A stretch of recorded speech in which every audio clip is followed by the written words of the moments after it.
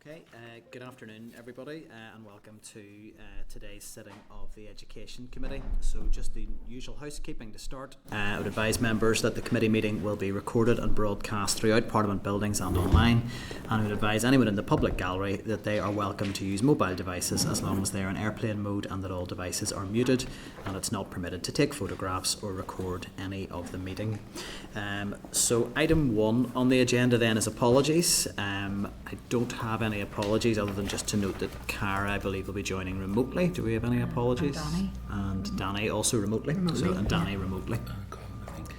Colin remotely as well. Okay, so we've no one online yet, but obviously if we can just make sure that everything's working with the audio for that when they do join. So item 2 on the agenda then is chairperson's business. Nothing to raise at this stage for that item, so that moves us on to item 3, which is declarations of interests. Do any members have any declarations they want to make in relation to any items of the agenda today?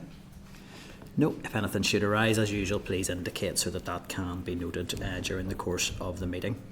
So I'll go to matters arising then at item 4 on your agenda, and you will see that in table papers there are a couple of draft motions there for you to look at that the committee is considering tabling.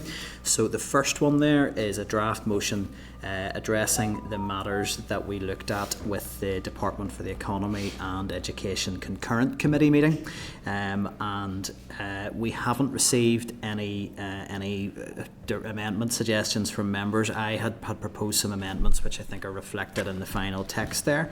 So I just want to really check. I'll perhaps read the motion and then just double check that all members are content that we do take this forward, agree the wording, and for that to be then registered with the Business Office for scheduling. So the motion text reads that this Assembly takes note of the recent meeting of the Committee for Education and the Committee for the Economy in concurrent format, calls on the Department of Education and the Department for the Economy to act with urgency to deliver on the issues discussed, including the publication and implementation of a careers action plan, the publication and implementation of a wider action plan for the 14 to 19 strategy, a timeline for delivery of the careers portal, the publication and implementation of a plan to improve post-school and post-19 SEND provision, which includes legislative proposals that have been developed on a cross-departmental basis alongside colleagues in the Department of Health, and further calls on the Department to develop policy proposals which clarify and support a collaborative relationship between post-16 education in schools and further education, as highlighted by the Independent Review of Education's recommendations to address the need for parity of esteem between academic and further education institutions and pathways. Members, I think that covers fairly comprehensively the issues that we discussed at our concurrent meeting, and I'm certainly happy that goes forward, but happy to open that up to members if there are any views anyone wishes to register, or if we are agreed. Sure, can I come in? Just, I had hoped today to get speaking to some colleagues involved in health and economy, and I didn't get that opportunity, and for that reason I would like to defer this particular motion to the following week's committee sitting. Yes. Okay. If that's agreeable, I've no difficulty with the other motion. Okay. So, other members, any other views at this stage, and then we can make a decision on just deferring that. So I'm just looking through my table. Mine's disappeared. It was it was on upstairs. It's now gone. Look, I have no issue with. If we want to take a week and have a look at it, that's not an issue for me either, Chair. So, I'll just take quickly advice through the clerk in terms of capacity to schedule this. If this is submitted next week rather than this week, does that still give us before recess the opportunity to have this listed on an order paper, or are we on to tight timescales there? I think there is a lot of committee business in plenary for the next month or so, and normally we would hope to get our motions on the order paper within about a fortnight. So it just needs to go back to the other committee as well, the Economy Committee, just to make sure that they're happy with doing it together. So I mean, maybe the Deputy Chair could let me know once he's happy, and if that's before next week. Okay. If it's unamended at that point, then we could send it on. Try as a matter of otherwise, urgency to Yeah, but if it's come back amended, with their we can bring it response. back here Yeah. first. In the interest of time, I think that's a fair proposal, that if you are able to satisfy yourself with the text of the motion in advance, we've agreed it at this stage, but if there is a further amendment to come back for next week, we can look at it then. Are the members agreed? I think Chair probably would need, certainly I would like to come back to committee. Certainly, as I said, I have no issue with the deputy chairs taking it away, but I think if that's happening, I think we'd want to come back and look at what it is. And then No, sorry, in case there's any misunderstanding, if the deputy chair is content with the wording of the motion, then we can get agreement here today that it can be submitted at any time in the next number of days, but obviously if there are any further changes, that would require committee agreement, so then my suggestion. certainly if I could have the same indulgence as a deputy chair, that would be great. We'll bring it. We'll carry it forward to next week if members are agreed. I'd be keen to get this on an order paper as soon as possible. Can I just check for any members online if there are any alternative views, or we agreed this can be carried off for final sign off next week? Agreed. Okay. In terms of the second motion there, so that's item 4.2 in your table papers there, page 4. I'm going to suggest it's quite a long text of a motion, and it just arrived very recently with members, so I'm going to suggest that we carry both the motions forward for that one to be signed off, as I certainly think I would like more time to look at it, and I imagine other members may want to, and again through the clerk to submit any suggested changes if we're agreed. Great. Okay. So that then brings us back to our agenda, which is item 5, and that is the draft minutes. And that is the draft minutes of the Education Committee meeting of the 21st of May. That's at page 8 in your packs. So can I get members' agreement that that's a complete and accurate record of proceedings? Is that agreed? Thank you. Thanks. Okay, so we are then on to item 6, members, which is our first evidence session of the afternoon, and it's an oral briefing from NAHT, and it is going to cover issues around the school uniforms guidelines and allowances bill, and I think witnesses have also indicated there are a number of other issues in the educational sphere that they may want to speak to as well, and I would just refer members to a number of items that have come through. We have a clerk's cover note at page 15. I'll just let everybody get seated. We have the school uniform bill submission that came from NASUWT at page 17. We have a press release from Unison on free school meals at page 23. We have the response from Unison to the Department of Education school uniform policy consultation at page 25. Response from Unison to a review of free school meals and uniform grant eligibility criteria at page 4. We have a briefing paper from the Education Trade Union Group at page 3 of table papers, and a response from the Department of Education on the bill at page 4 of table papers, and I think we also had an agenda circulated in our table papers as well. So there's a fair bit of material there for members to look at. So I will allow everyone to do introductions in a moment. I'll just note who I have down as attending. Again, if I get any names or job roles wrong, please correct me. So we have Marie O'Shea, Northern Committee Representative with INTO. We have Susan Neal, Representative from Unison. Natalie Sheedle, Representative from NIPSA, who is joining us online, I believe, if I've got that correct. I think that was suggested she may be joining online. And then we have Maxine Murphy-Higgins from an official from NASUWT. Trade union. So I'll let you all maybe do a bit of an introduction into maybe what NAHT does as an umbrella organisation, and then invite you to make an opening presentation of up to 10 minutes. You are very welcome here today. Members are keen to hear your views around the school uniforms bill in particular, but I know there are other issues you want to speak to which can be picked up as well. So I will hand over to yourselves for opening presentations and any additional introductions you want to cover. Thank you. Thank you for having us here today. I'm Mary O'Shea from the chairperson of the ETUG group, and that's the Education Trade Union group of the Northern Ireland Committee for Irish Congress of Trade Unions. We are a committee that's made up of representatives from the unions for teachers and also for the support staff. and we cover a wide-ranging group within that. So only a number of our colleagues are here today. We as a committee do not have a remit to negotiate terms and conditions for any of the staff who are members of these unions. Those are matters that are done within the workings of the Northern Ireland Teachers Council and with the constituent member unions who support workers.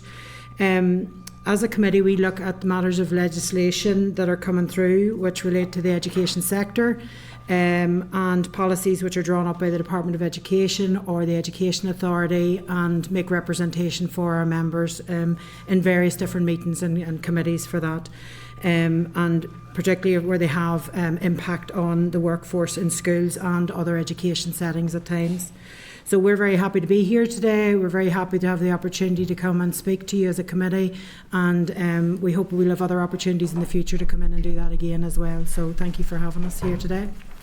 Okay.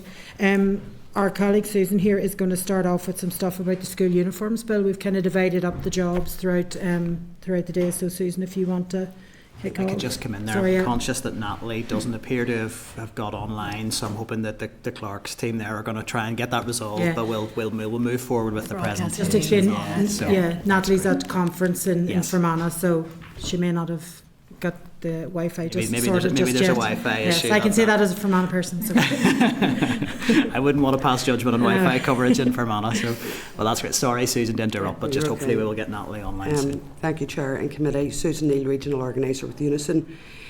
So Unison has been campaigning over the last number of years for universal free school meals provision, and have used this campaign platform to highlight the difficulties families face in covering the growing cost of education, including school uniforms. Unison supports a uniform policy and believes it should be legal to comply with the Department's uniform guidance.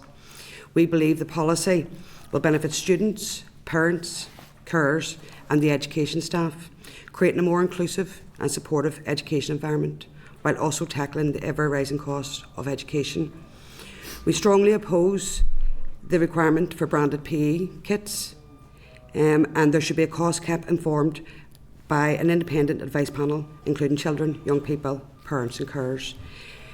Discussing this with our sister unions, that would also be consistent with the representations that they have made. And I'm going to leave it there for questions before we move on to school meals. Do you want to separate the briefing up on Is that okay? I think maybe if we hear all of the opening remarks, unless you're waiting on Natalie, and then members are free to cover whichever issues that are Thank you, Chair. so. One of the highest education costs for families is school meals, and that's based on a 2017 study from the Northern Ireland Commissioner for Children and Young People.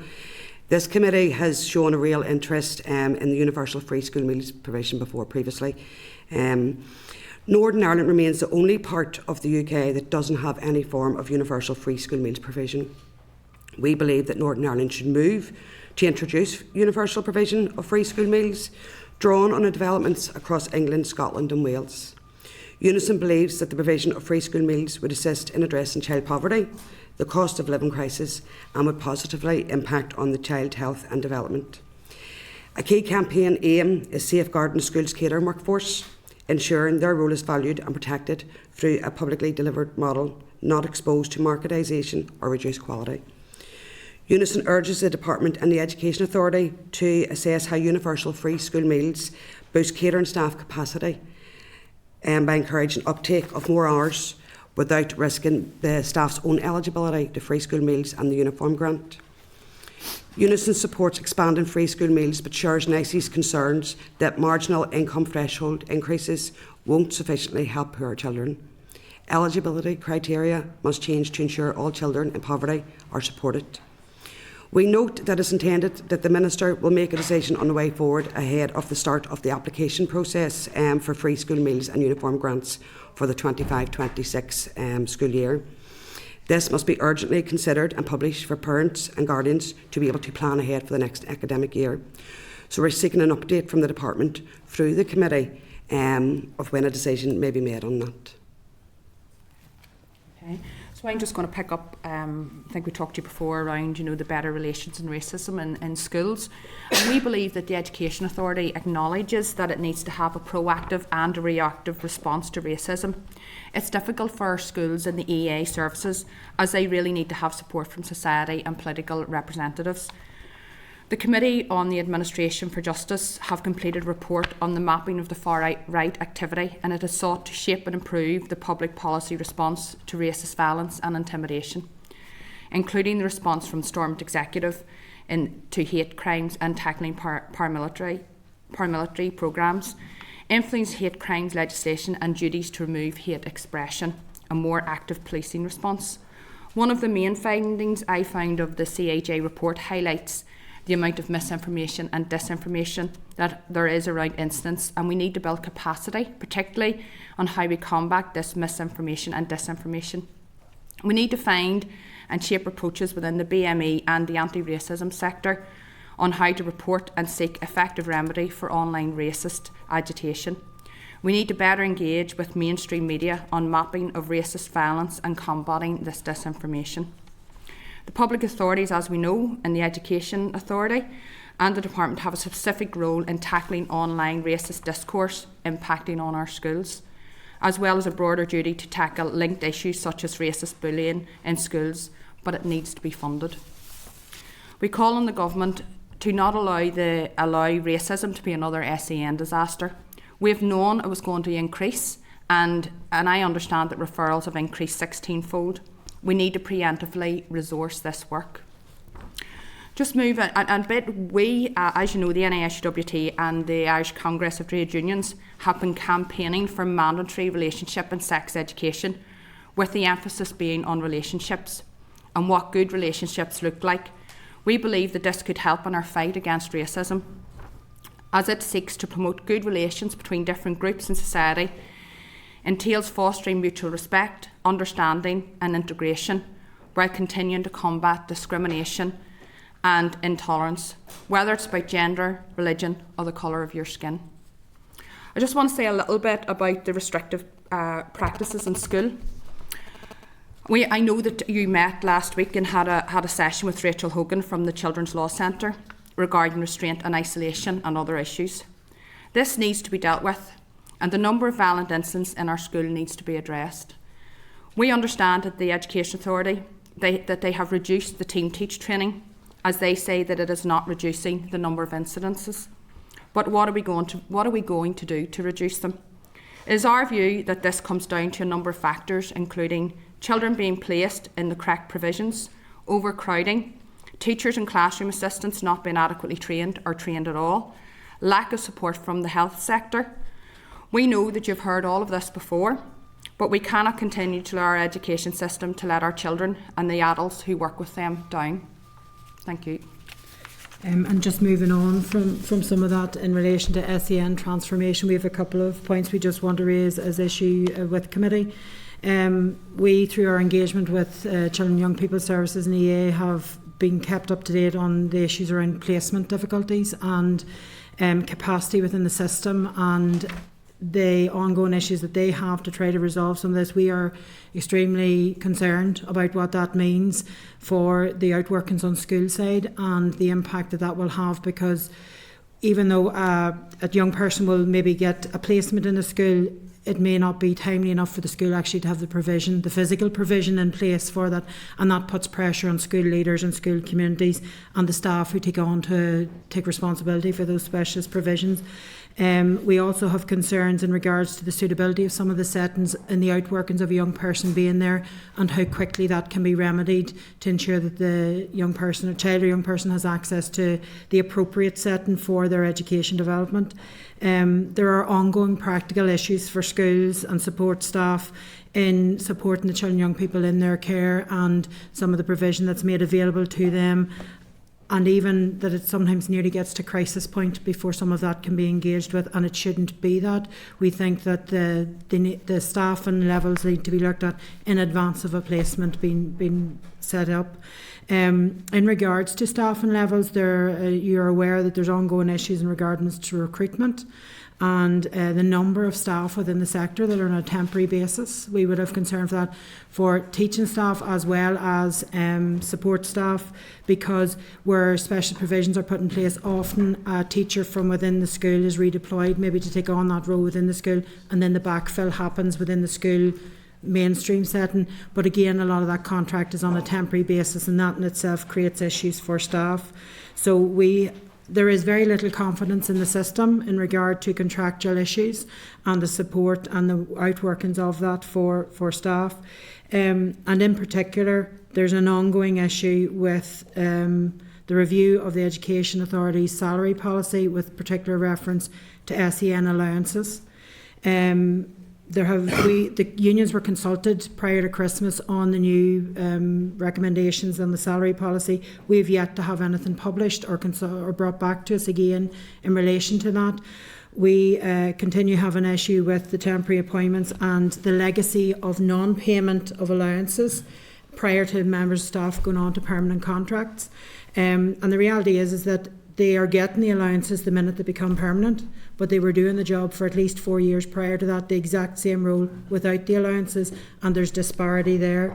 And this is not just something that affects teachers and support staff in special schools. We are seeing it across the Education Authority support services, EOTAS and specialist provision settings as well. So there's too many inconsistencies across the sector. We need some movement on that.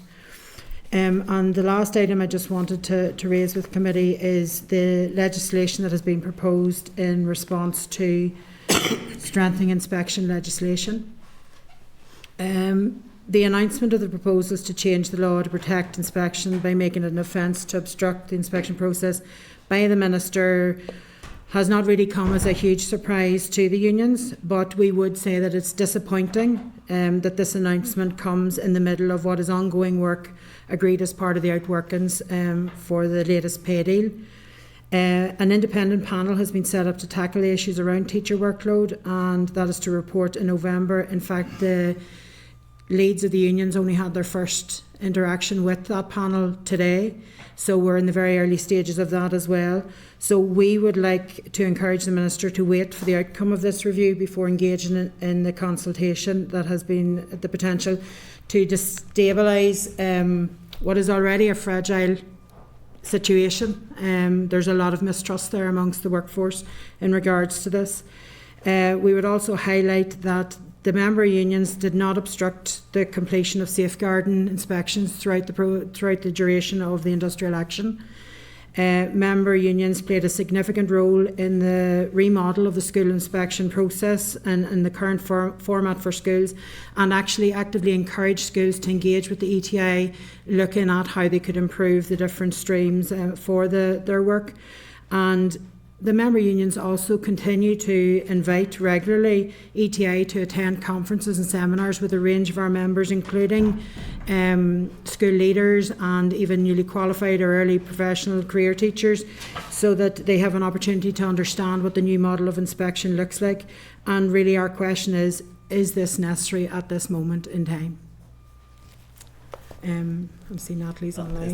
Everything. That's everything. Natalie, I know that you had a few technical glitches joining. Is your audio okay? You're able to hear okay? Yes, thank you, and apologies. That's great.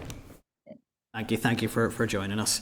So thank you for your opening presentation. I'll just begin, I think, with a couple of questions related to the school uniform bill as a starter. But it does connect into some of the work you've been doing around racism in schools and tackling racism in schools. So the committee had a briefing yesterday from the Northern Ireland Human Rights Commission around the bill, and they were very clear they would have liked to see something more clearly on the face of the bill around children's rights and inclusivity in school uniform policies. Would you have a view at all on whether or not that is something you would like to see in the legislation, particularly around making uniform policies building in flexibility to allow anyone who have particular religious or cultural adherence that would impact their ability to comply with the school uniform policy to have flexibility? Is that something that you would be open to seeing or would be supportive of? Absolutely. I think we would encourage the promotion of policy like that, because it allows for the equality and inclusion without the barriers to education. We don't want to create issues where young people feel they can't be in attendance at school because they don't comply with uniform policy at that particular school. So yes, that would be a huge part of what we expect, and I think Susan referred to it in hers as well. Yeah, we would very much support inclusivity, but also take into consideration special educational needs children and the impact it has on them as well.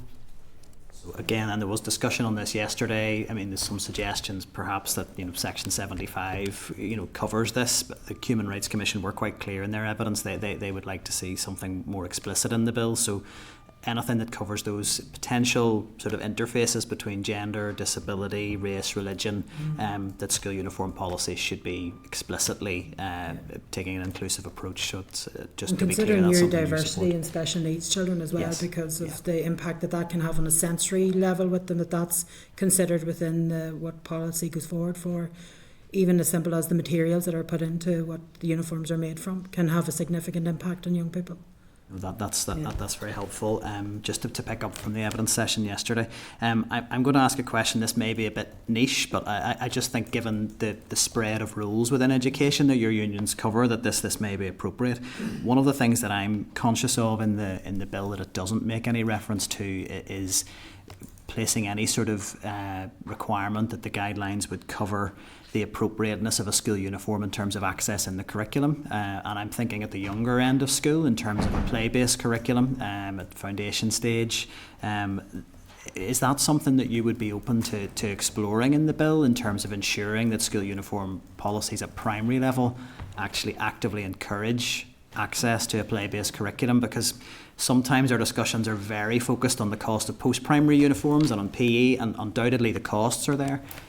But it is also an opportunity to get our policies right and fit for purpose. Would you have a view on that in terms of the play-based curriculum and whether school uniform policies always align accurately with that? As a former nursery and early years teacher and a school principal as well, I absolutely think something like that needs to be considered. And as somebody who often had a red handprint on a pair of trousers going home in the evening, I can only imagine what parents were dealing with on a basis, because we wouldn't interrupt children's play in order to make sure that they're adequately covered to protect their uniform, and so it can have significant impact on what is the basis of play-based learning for children in that age range.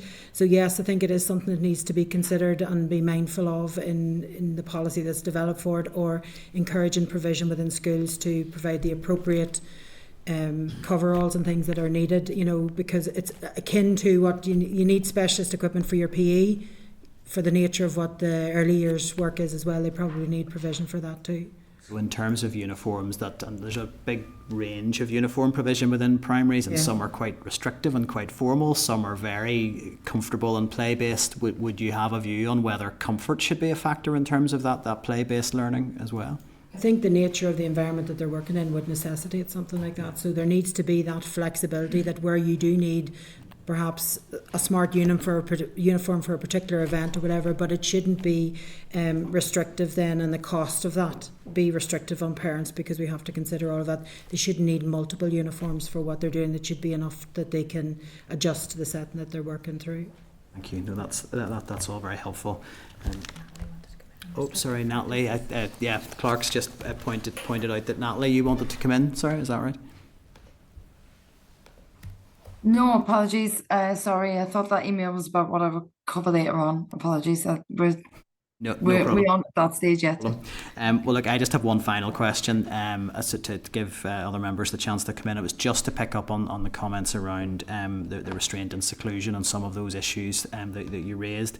It can sometimes, the conversation can sometimes become a little bit of pitching children's rights against the rights of teachers and classroom assistants in the workplace.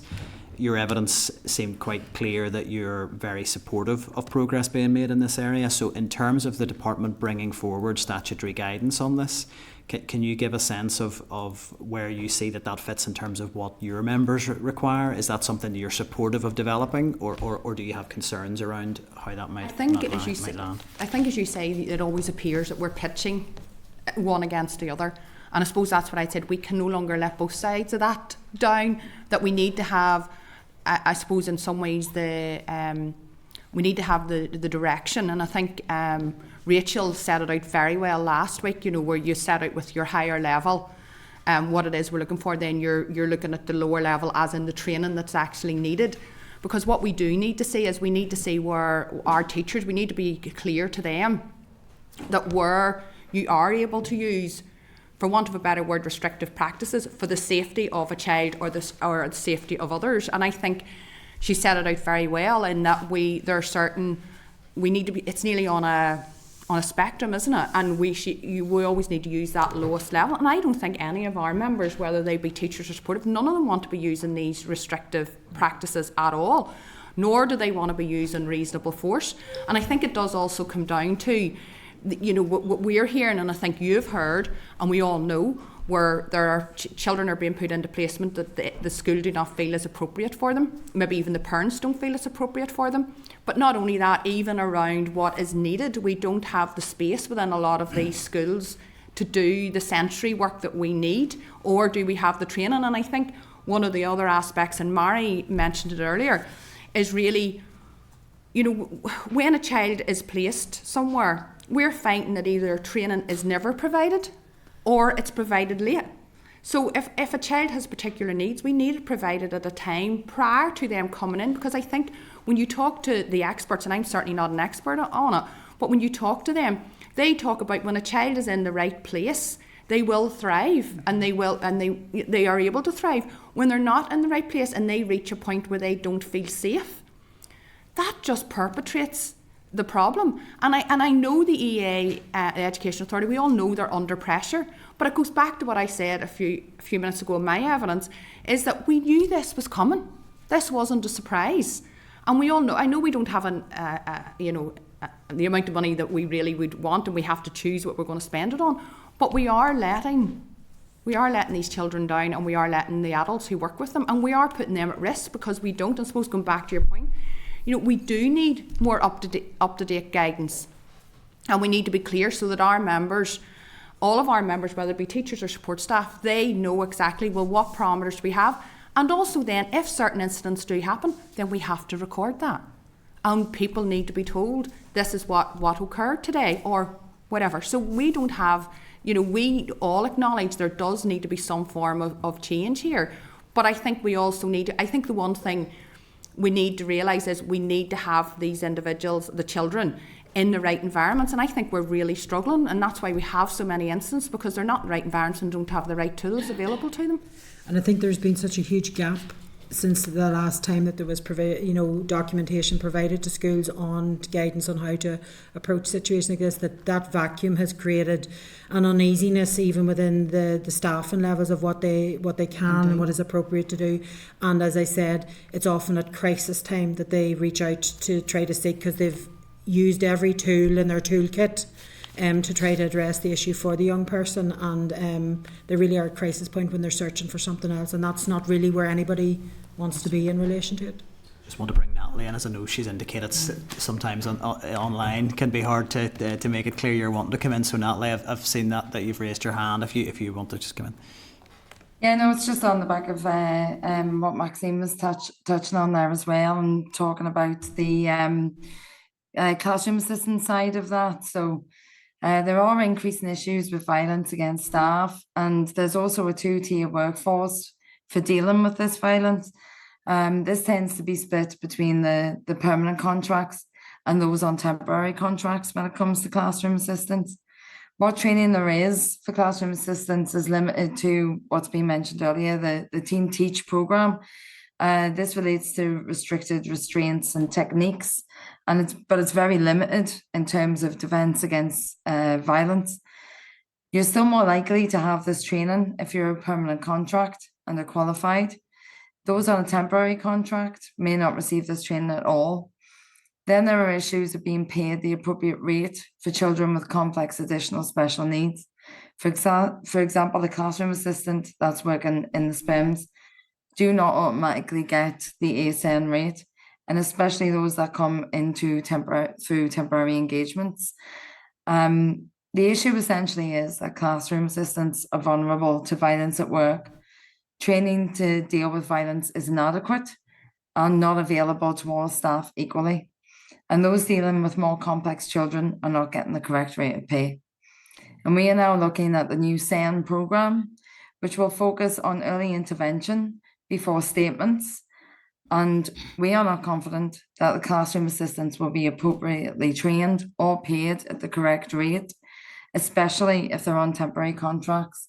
We're also looking at recent figures, which has been publicised in the media, where we have more classroom assistants on temporary contracts than permanent by a very large margin, meaning that more staff are vulnerable and also underpaid. We need to get staff on permanent contracts, and we need to get them protected and the pay they deserve. Thank you.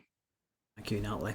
Okay, look, I'm going to hand over to the Deputy Chair in a moment. If I could just ask members to be as quick and concise with their questions, because we've a big panel and a lot of issues to cover, so it's just to make sure that everybody gets an opportunity, and maybe as far as possible, if the panel maybe for by topic, if to want one panel member to take it, just so that we can get through the evidence. So I'm going to bring in the Deputy Chair, and if I could then just ask anybody online to indicate with the raise hand function, just so I can pick everybody up. So Deputy Chair. Thanks, Chair. Okay. And thanks for your evidence so far. I want to focus on two issues. First of all, the school uniforms, and then the issue about the consultation in regard to making obstruction of inspections unlawful. So just in terms of the uniforms, and the Chair has already mentioned the evidence we heard from the Human Rights Commission yesterday, and the advice that inclusivity should be mentioned in the bill, and that there should be more explicit reference to human rights law under the ECHR. Now, one of the difficulties with this bill is that it will give the Minister the right to make guidelines, and we have been advised by officials that we shouldn't be too prescriptive here. We just give the Minister the power. And to me, as far as I'm concerned, that's not a good idea. The Minister might well produce guidelines that I 100% agree with, but another Minister might come in next week and change those guidelines. So I think it's important for consistency, that we are prescriptive in this bill, because it's not just about affordability, it's about inclusivity, and it's about comfort also in terms of children, because there are children with special needs who have sensory issues with particular materials, and then there's the issue of whether or not girls can wear trousers. And we're hearing from the Menstrual Matters organisation later on, and they raised one example of a girl with a light grey skirt who had leakage during the class during her period, and was teased, to put it mildly, afterwards by her classmates, and felt very embarrassed and had to go home, and so on. And strangely enough, I was talking to someone recently who has some issues around urinary incontinence, and they said the best advice they ever got was to buy a pair of black trousers, right? And that was one of the issues that Menstrual Matters raised, that the girl in question said, why can I not wear a pair of black trousers? If there's a possibility of leakage during her period. So, what would your view? I know that's a fairly broad question, but I'm asking about being more prescriptive. I mean, this committee or individual parties can bring amendments that might make this bill more prescriptive. So, what would your views on that be? We believe that the bill, schools should be legally required to comply with everything that you've said in the bill. And you do make reference there to, young girls in school and what can happen, and we hear that on a day-to-day basis. So the inclusivity, the sustainability and the comfort, and to feel part of the school environment, we would very much be supportive of. So we would. Because I think if you don't allow for that flexibility to be put in, you create an environment then where young people maybe potentially disengage from education, and for periods of time during they won't be in attendance because they feel they can't be in attendance because they want to avoid exactly the scenario that you have outlined there, Jude, and that's not appropriate either. So we need to make sure that whatever is put forward for schools is something that can be enforced as well. That. There needs to be an understanding that schools have some involvement in, but it can't be inconsistent. It needs to be something that's measurable across from nursery right through to the end of their school years. There's something consistent, and that families are aware of what's required of them. And that they understand and can plan for that. Throughout the entirety of their child's school time. So yeah, we would support that. I also just come in. We do believe that children, parents, and carers should be very much part of, what the uniform might look like, and if there is schools that, want to go for a particular colour like grey or whatever, they need to explain and justify why they're going for that colour, why not the black or the navy or whatever. I think that should be. But would you be supportive of a situation where the Board of Governors of a school, in setting their uniform policy, could say girls aren't allowed to wear trousers? No? You wouldn't agree with that? We believe that the policy should be gender neutral. So, yeah, that would be... Okay, fair enough. I'll just move on to the issue of the consultation that the Minister announced he was going to launch around inspections. And just being devil's advocate here, I'd say the Minister is going to say that this is a safeguarding issue, it's a child protection issue, that inspectors need to be in schools to ensure that there are no issues around child safeguarding. How would you respond to that? We would agree, and we have demonstrated even throughout industrial action that we have facilitated safeguarding inspections. And I can speak to that as a former principal myself, where we engaged with the safeguarding inspection that happened whilst we were on industrial action. And we did caution our members in regards to issuing a letter that was proposed that they send to parents in relation to all of this as well, because some of the phrasing in it we didn't feel was reflective of what was happening in schools, and was unfair to put school leaders in the position to have to say some of what was said there. So safeguarding is fundamental in any school, and the unions have not stood in the way of that. So are you telling the committee that even during the period of industrial action that inspections were taking place around the issue of child safeguarding? Yes. There was no obstruction of those inspections? No, there was still that, and I suppose, Pat, I also would add in that, if inspections are only maybe happening in schools 4-5 years apart, so if we are depending on the ETI ensuring the safeguarding is happening, we understand it all. We want, it's okay. It's an oversight body to look at that, but realistically, we cannot be waiting 4 or 5 years. Our child safeguarding needs to be there all of the time, and it goes back to even when we were talking about restraint and inclusion. People or exclusion. People need to understand what is required of them, and I don't see how all of us in relation to safeguarding, the most important thing is that we keep our children safe.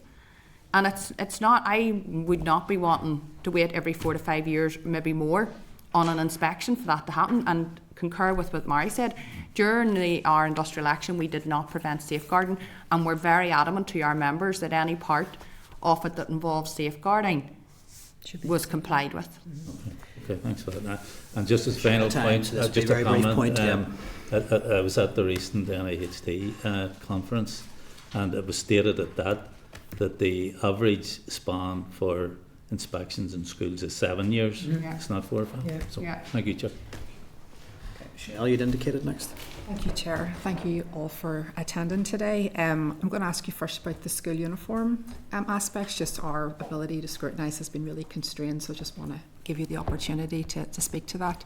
So in terms of PE uniforms, do you think that they should be non-branded, that branded PE uniforms should be completely banned?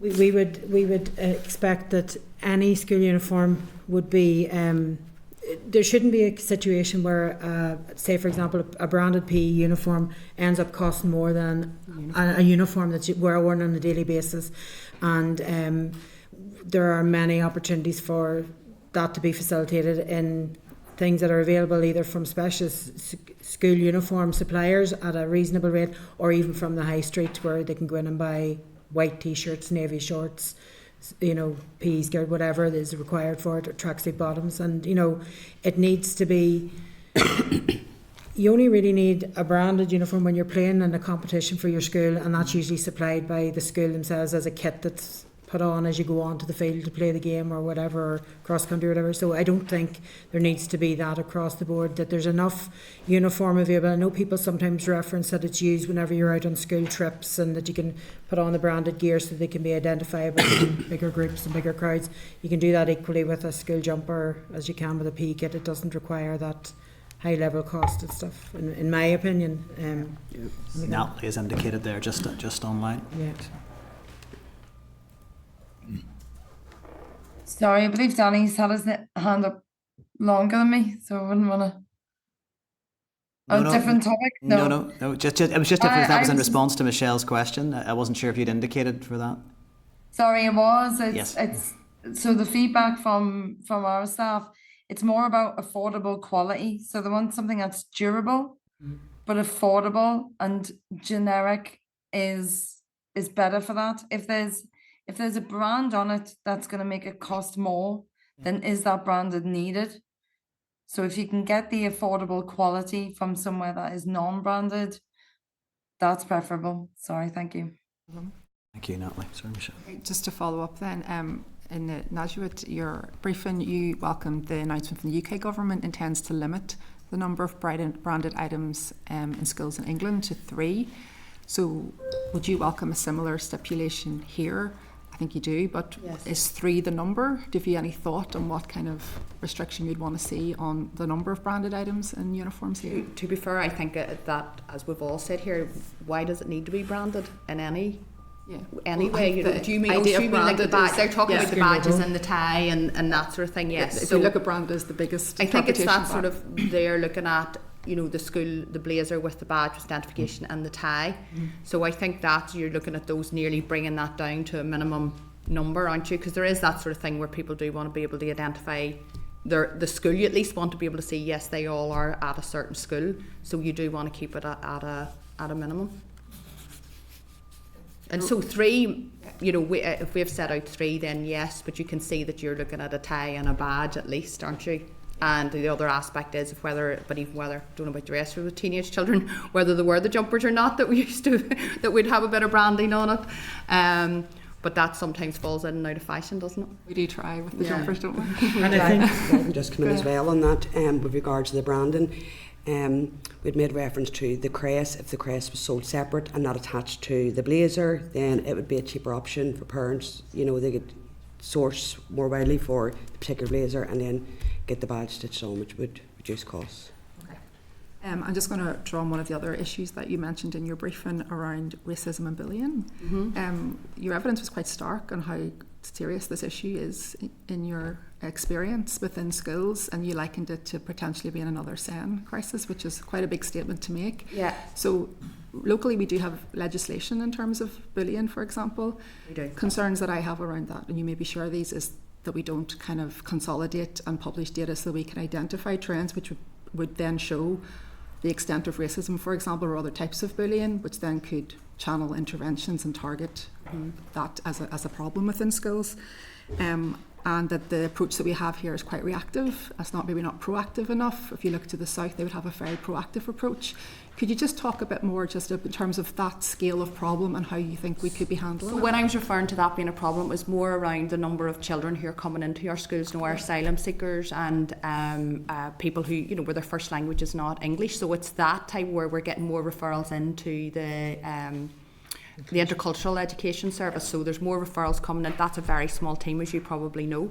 So it's more about coming into that. And I suppose where we're saying about the proactive is that when things happen, like in the girls' model last year, it was a reactive approach that we needed. Now we do need that. We know we need that. These things are going to these things will happen.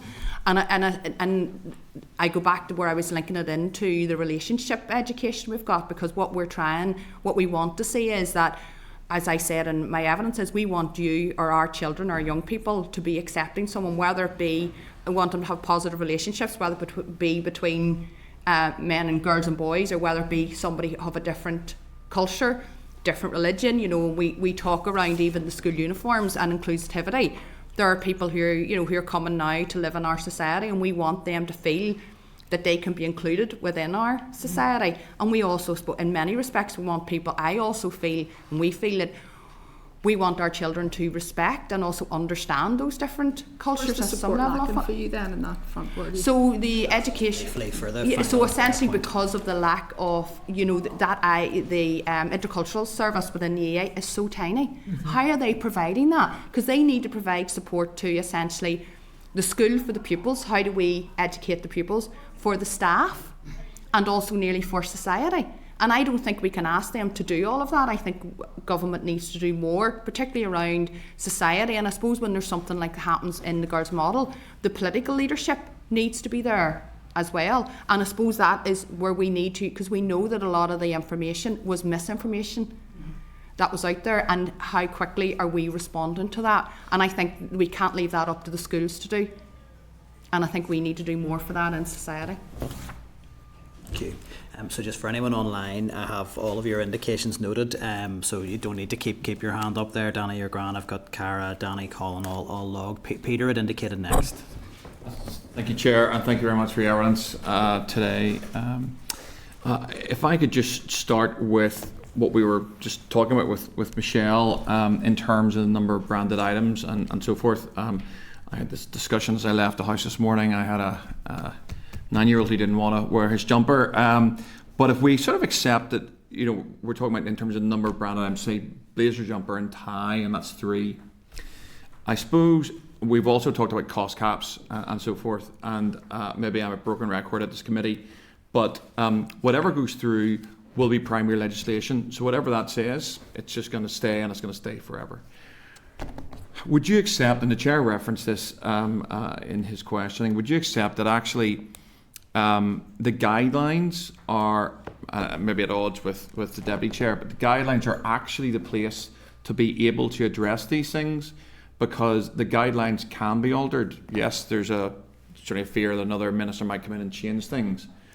But if we set a cost cap, which I assume probably will be in guidelines at one point, and it was set at a certain level, then in a couple of years' time, with inflation, that cost cap might be a little bit meaningless and might really need to be changed.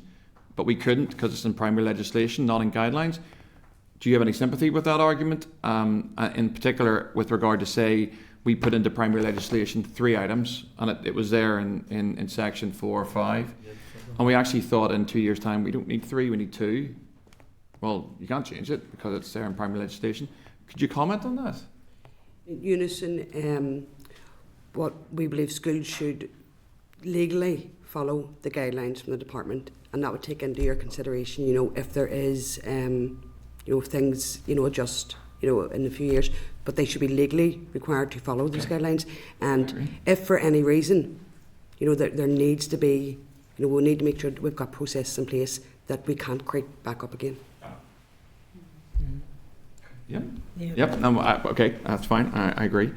One other question then around, just we were talking, and you mentioned it in your evidence, around the Education Order 98, Section 4. We talked about, as you referenced, Rachel, coming to committee last week around restraint and seclusion, and we did hear some fairly harrowing testimony around some of these cases. So there is certainly the Department of Education and Health have been working on this sort of issue for some time. The Section 4 is there. I met with some teachers recently, and they cited an example that was equally harrowing to me, where a child had nearly taken a bite out of a teacher's arm, and it was, the way it was referenced to me, it was quite very distressing for the teacher involved. And so I suppose in your evidence, you said, in terms of the restrictive practices, you said some of the issues are overcrowding, which I accept, lack of support in terms of from health, training issues, and then what I just said to you in terms of violence against staff. Do you feel that the repeal of Section 4 would leave staff in a more vulnerable position, or would it make no difference? What are your views on that?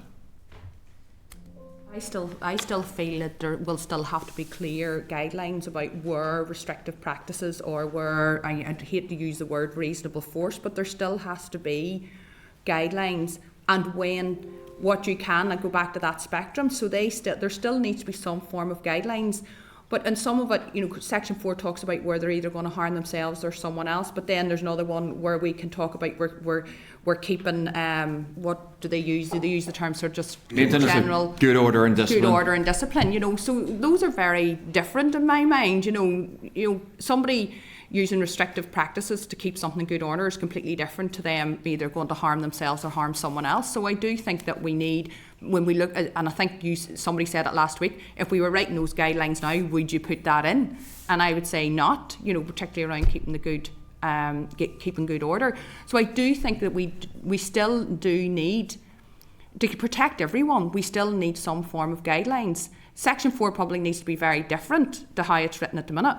But I don't think we can leave it to absolutely nothing either for those reasons, because we do need to protect the children themselves and the adults. Yeah.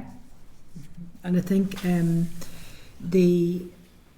when staff are in the midst of dealing with a crisis and there has come to a melting point, they need to have clear in their head what they can do. And so there needs to be that support there for them, in very distinct ways, because we react like we react as humans to what's coming at us, and equally we have read in recent weeks quite harrowing reports from staff. I received one today, a 7-page document, and the number of staff in that one particular incident that were impacted by it, not to mention the young person who was involved in it and some of the peers around them. It was just, we need to be very clear what we're putting forward for schools, for the support mechanism for everybody involved in it. I mean, there was a circular put out. Peter, just to Yeah, finish. yeah. There was a circular put out in 2021 from the department, which I have in front of me, which more or less outlines what we've been talking about. And Article 4 prevents a pupil from committing an offence, causing personal injury or damage to property, and to prevent a pupil from engaging in any behaviour prejudicial to the maintenance of good order and discipline at school and amongst pupils.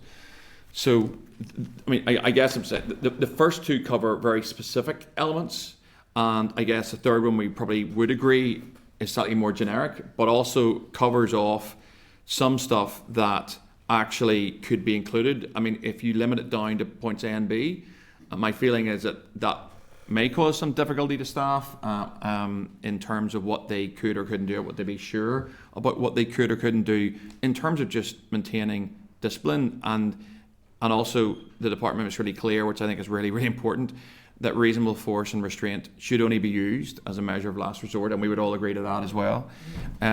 So I suppose to close this up now, Peter. Yeah. Time. So I guess so you've answered the question. I agree there's wider issues around this, especially around training. I suppose I am concerned that we should take our time and look at this very, very carefully, so that we do not hamstring teachers who find themselves, as we all know, very frequently in these types of situations. So, sure. I'm going to bring Karen. I'm just going to ask members, if possible, to limit commentary and preambles as far as possible. We have a lot to get through, and time is going to beat us very quickly here. So if I can ask members just to be concise. Cara, you're next there. Thank you, Chair. You'll be grateful to know I just have one question. Firstly, panel, thank you so much. I really enjoyed reading your brief. and particularly I'm thankful for your work as well on universal free school meals. My question is just around, I really welcome the fact that you had not acknowledged in the briefing about school uniforms not being intrusive. And you had alluded to, things like makeup, piercings, even things like beards. And one thing when I talk with young people about the school uniform bill is they feel their individuality is being limited in the school setting through really what they would say maybe is conservative, strict rules on appearance. I recall my own school experience. There was a young girl who had a significant acne, and the teacher had asked the male students in the classroom to look at the girls and ask who they thought was wearing makeup, and then handed out makeup wipes. And a lot of those young girls had had acne at the time, and makeup was a way for them to feel confident in the school setting and prepared for learning. So just off the back of that, things like individuality, the right to express oneself with their school uniform. This is kind of the first time I've seen anybody really talking about this. Do you think it's something we should be thinking about more as a committee, or how much do you think it limits our young people and their right to express themselves when at school? Cara, first of all, the example you were giving us there about the makeup wipes, let's hope there's no more of that going on. Scandalous. Here. Yeah.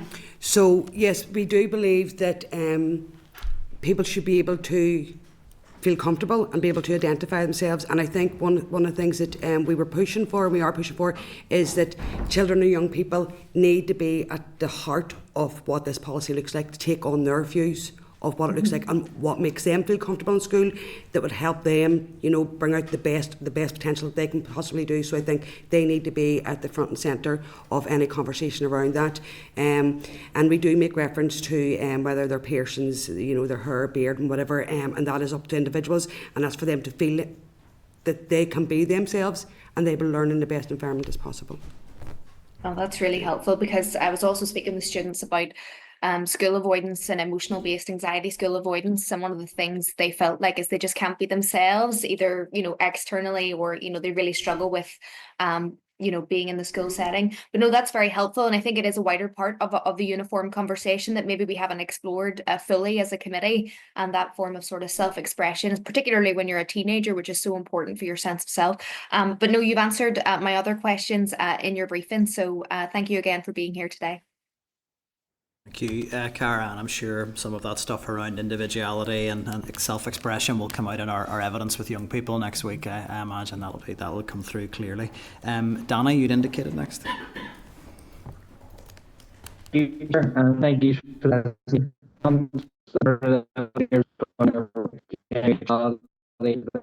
All right, Danny, the audio's very, very poor. It's broken up at the moment.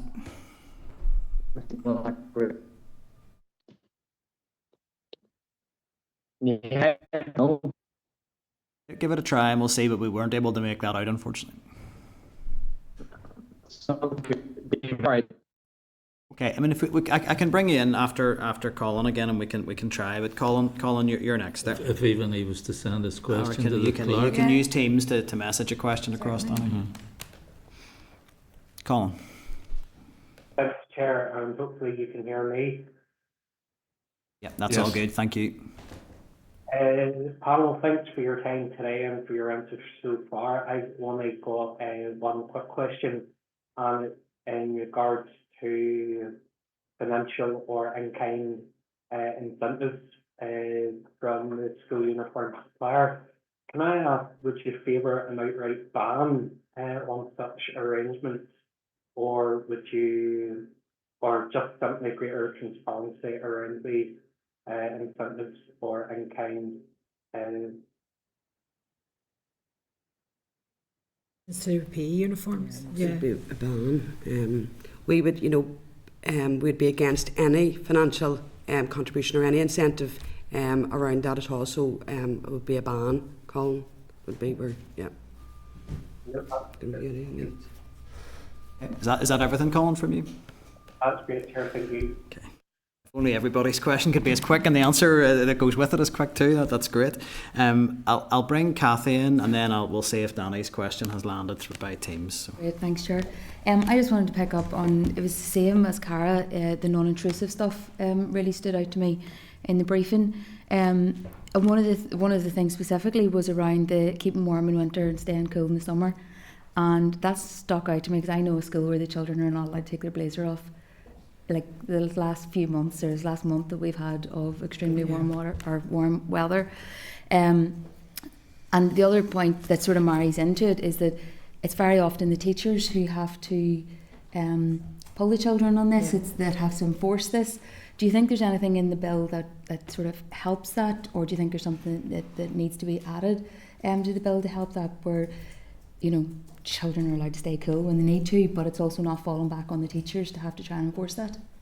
I think it's important that it's referenced that you look at the entirety of the school year and what potentially could come and have to be dealt with, and that it gives schools then the scaffold they need to have those conversations with parents when they're coming into the school community, and that they know that there are those options available to them, and that schools themselves are reflective on what they're having to deal with, because you have children coming from everywhere around the country and could be standing on a cold morning waiting for a bus and need to know that they can bring it, that then when they get to the door of the school they're not told to take off the winter coat because they've needed to wear the winter coat to get there, and equally so being practical about warm weather conditions and all of that. So there does need to be some reference made to it in relation that it gives schools the opportunity to sit and think about that themselves when they're developing their uniform policy, and that they have the flexibility to have that conversation with the parents as well. Just one other thing then I picked up on was around exclusion being used as a compliance measure as well. I know that's something you have discussed before. And again, you do say that you welcome the inclusion in the statutory guidance. Do you think again that goes far enough? Do you think that will? I know it says about if there's suspected financial hardship. Do you think that that's solid enough? Do you think that will actually? Because I did see a statistic there about 10% of children missed out in school due to an issue with a PE uniform or school uniform. I think we've seen situations in recent times where schools have taken on to try to address some of that themselves with these uniform exchange programs that they've put in place to try and address what are issues like that for families, and that I know in my own school there would have been a box of stuff sitting that was available that would have been donated to the school either from some of the supermarkets in town or whatever, that we had things available should children require them, and they were just given out, and that was just a matter of fact. They absolutely, if they persist with high cost items, particularly for PE, it's difficult enough for schools sometimes to engage young people, particularly in their teenage years, particularly girls, to maintain involvement in sports. That if that was a barrier to that because of a uniform stipulation, then the school needs to seriously consider where that is at. So if there's anything that can be put in to kind of work around some of that for schools, I think is important to keep in place. And I'm sure the young people will allude to that themselves, Thank you. Chair, I was just wondering if I could pick up on a point that Natalie had made. Natalie, it was around the team teach training, and I know you said about the difficulties in trying to access that. I've a school who, it's not that it's temporary staff, they just cannot access it full stop. And I was just wondering if there's any update on that or any progress being made in that, or is that something that's across the board? Because I know there's staff coming and they're in pieces that they can't access it. In fact, they're being told to go to a local special school for them to deliver it. And obviously the local special school are saying we don't have the manpower to do this. It's something we need to raise with them, because it was mentioned in one of our meetings with them that they weren't seeing a correlation between doing the team teach training, and they're not seeing a correlation and a reduction in incidences. So that's something we probably need to ask more about. We haven't got enough. It was sort of said in passing nearly. So it's something that we definitely need. I mean, we did make the comment that I've made to you today that, well, if we're not going to do it, what are you going to do to rectify the situation? Because we can't leave it the way it is at the minute. But it's something we're going to have to raise with them. And that reference to them seeking support from their local special school, is there capacity building Yeah. facility that they consider as the next appropriate measure. And it's like any teacher going to a training session and coming back and being expected to cascade that training within their own school. Like we all go into training, pick up certain elements of it, so then if you're only training the elements that you've picked up on, you're not the expert. So then it's a dilution of what the message was coming back. So it's very frustrating in those conversations with CYPS and the Education Authority in regards to that, because we know what our members are asking us and telling us they need access to. And that's definitely the team, which is a huge part of that. Yeah, absolutely. Maybe something we could follow up on as well in terms of the. Yeah, if we can make a note of that for follow up. Yeah, absolutely. Okay, thanks, Kathy. So Danny has messaged through a question. So his question referenced some evidence that's been heard around the issue of upskirting in schools and that can the issues that can cause. And he has just asked if you have a view around whether a ban on mobile phones could assist with tackling that sort of an issue, and if that's something you would support, and if you have a view on the current pilot programme on mobile phone pouches, particularly based on feedback that Danny says he's received, that young people say that, you know, if they don't hand their phone over, it doesn't matter whether you have a pouch. It was effectively Danny's point. I hope I've communicated that accurately. If you have a view on any of that. I think look, the whole mobile phone issue comes back to who is it has to police it, and you know, we're trying to get young people into schools and we want it to be inclusive. They're all attached, as are most of us at the minute, to mobile phones, and maybe we all need to have a bit of awareness of that. And I think again, it's we cannot leave it up to your schools to say that you cannot have your mobile phones, but it is an issue, and it does come back to, I think, about what are real about relationships and what are appropriate relationships and positive relationships, because we should know that we can't take, you know, the mobile phone. In some ways then our answer is we're going to remove the mobile phone as opposed to ensuring that people understand what they should and shouldn't be doing. In some ways you could say, I suppose my difficulty is the people who are going to be trying to educate the children and our pupils are the ones who are going to have to ensure they don't have the mobile phone. So it does cause a lot of, you know, a lot of friction. And even the pouch situation that's on, you know, the understanding is, yes, it's a magnetic, you know, because those, as we know, mobile phones are quite expensive. So you can imagine if they go missing or somewhere along the line, that adds a further difficulty to it about, you know, between the family and that this phone has disappeared. So there's lots of issues there, and I don't know that I would really want to be saying, I would love to be able to say, yes, we can say there's going to be a ban on mobile phones. But we also know that even parents will turn and say, well, I need to know how my missus, whoever my miss is getting home, or I need to know. And I know, as somebody who was born in the 70s, we all managed to get home in the middle of the Troubles in Belfast. You know, so we all managed to get home without a mobile phone. But now we all do use it as security, don't we? You know, that we can actually reach our loved ones. So it's a really difficult question. And I suppose from my point of view as a representative of teachers, I do not want to put them in the situation where they're a conflict. The first thing you're doing when you're coming into school is the child's been told to hand over your mobile phone. And I think that, because that's immediately going to put them into conflict. With, maybe not with all of them, but certainly with a significant number.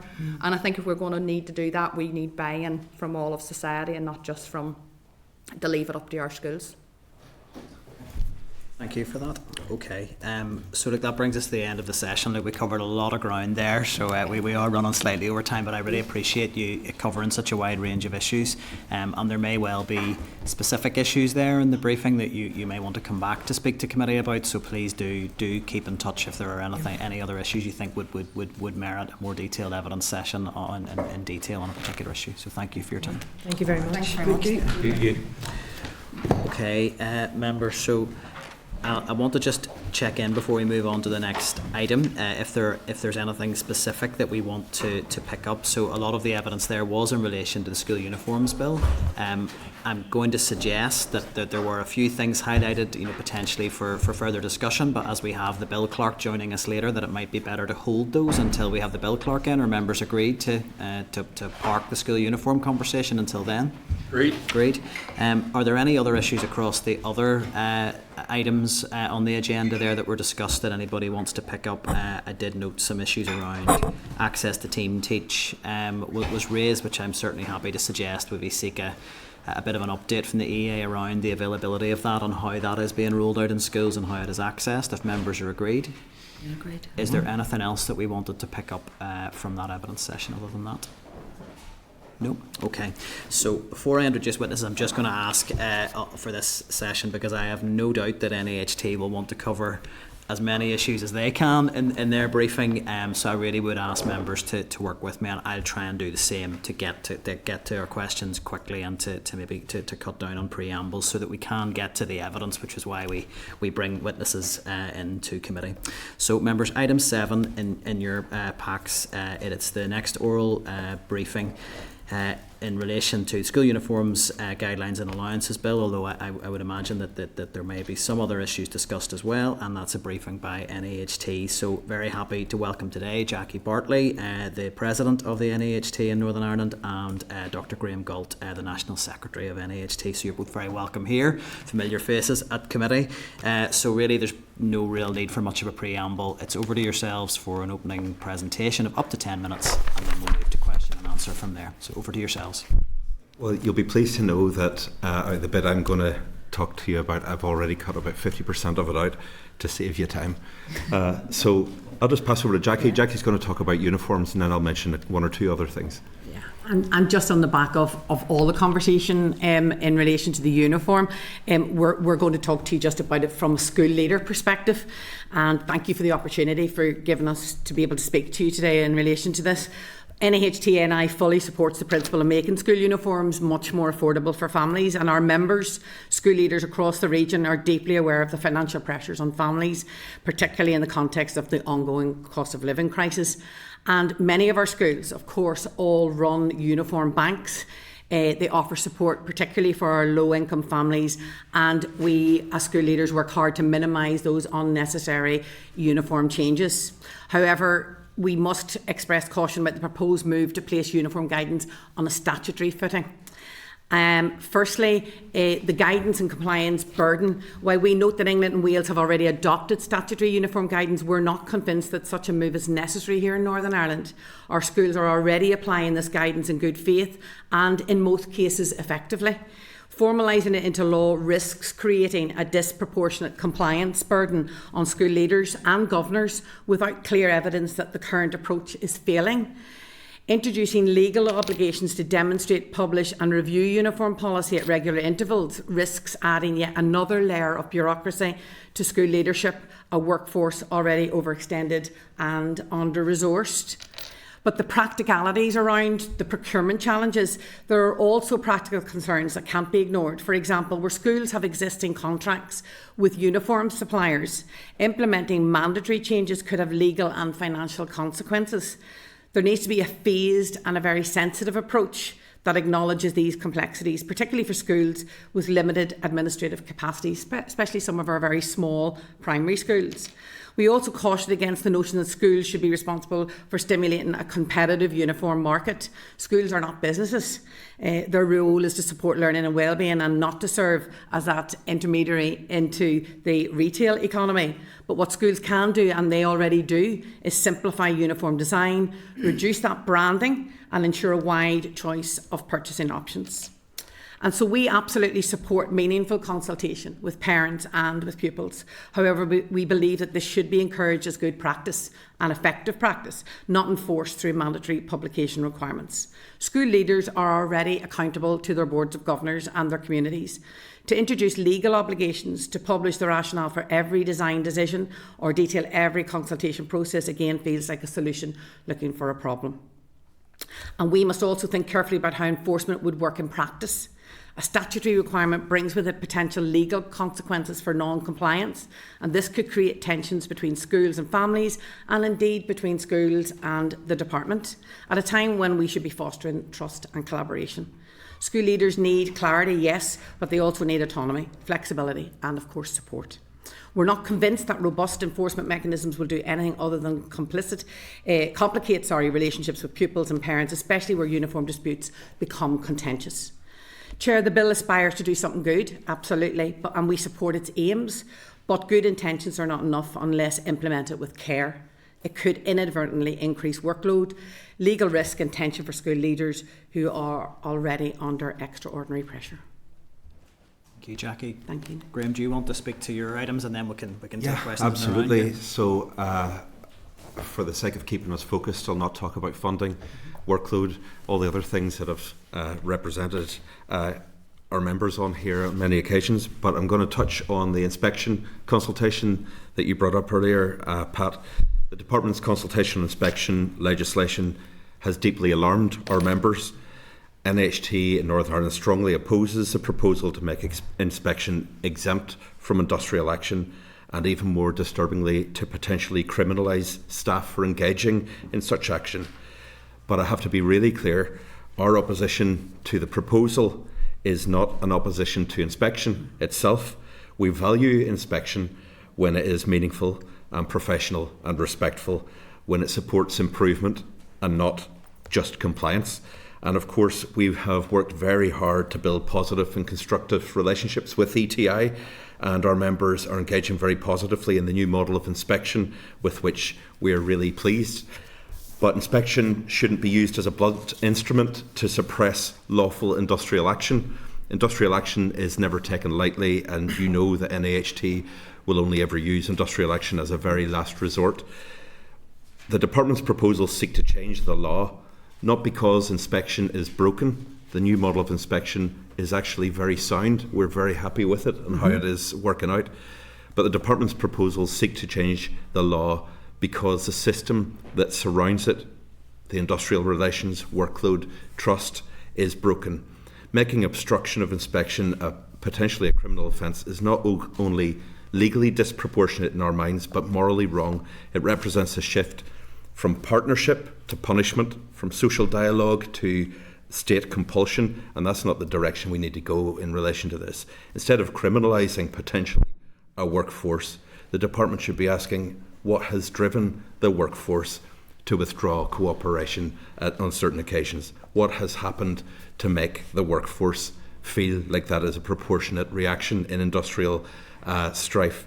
If we want inspections to succeed, and we do, as much as the Minister and as much as the Department, we have to fix the factors in the environment in which they operate that cause these difficulties. And that means dealing with many other key areas.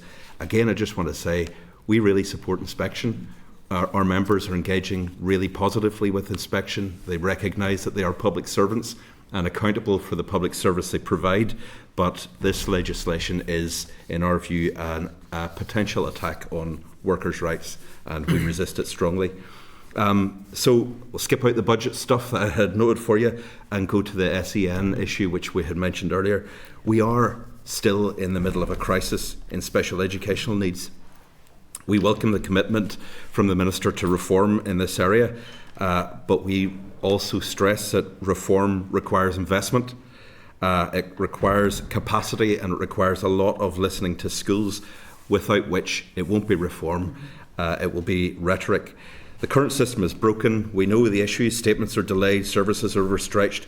Mainstream schools are expected to meet complex needs without training, resourcing, staff, and it is interesting to me that Team Teach has been mentioned.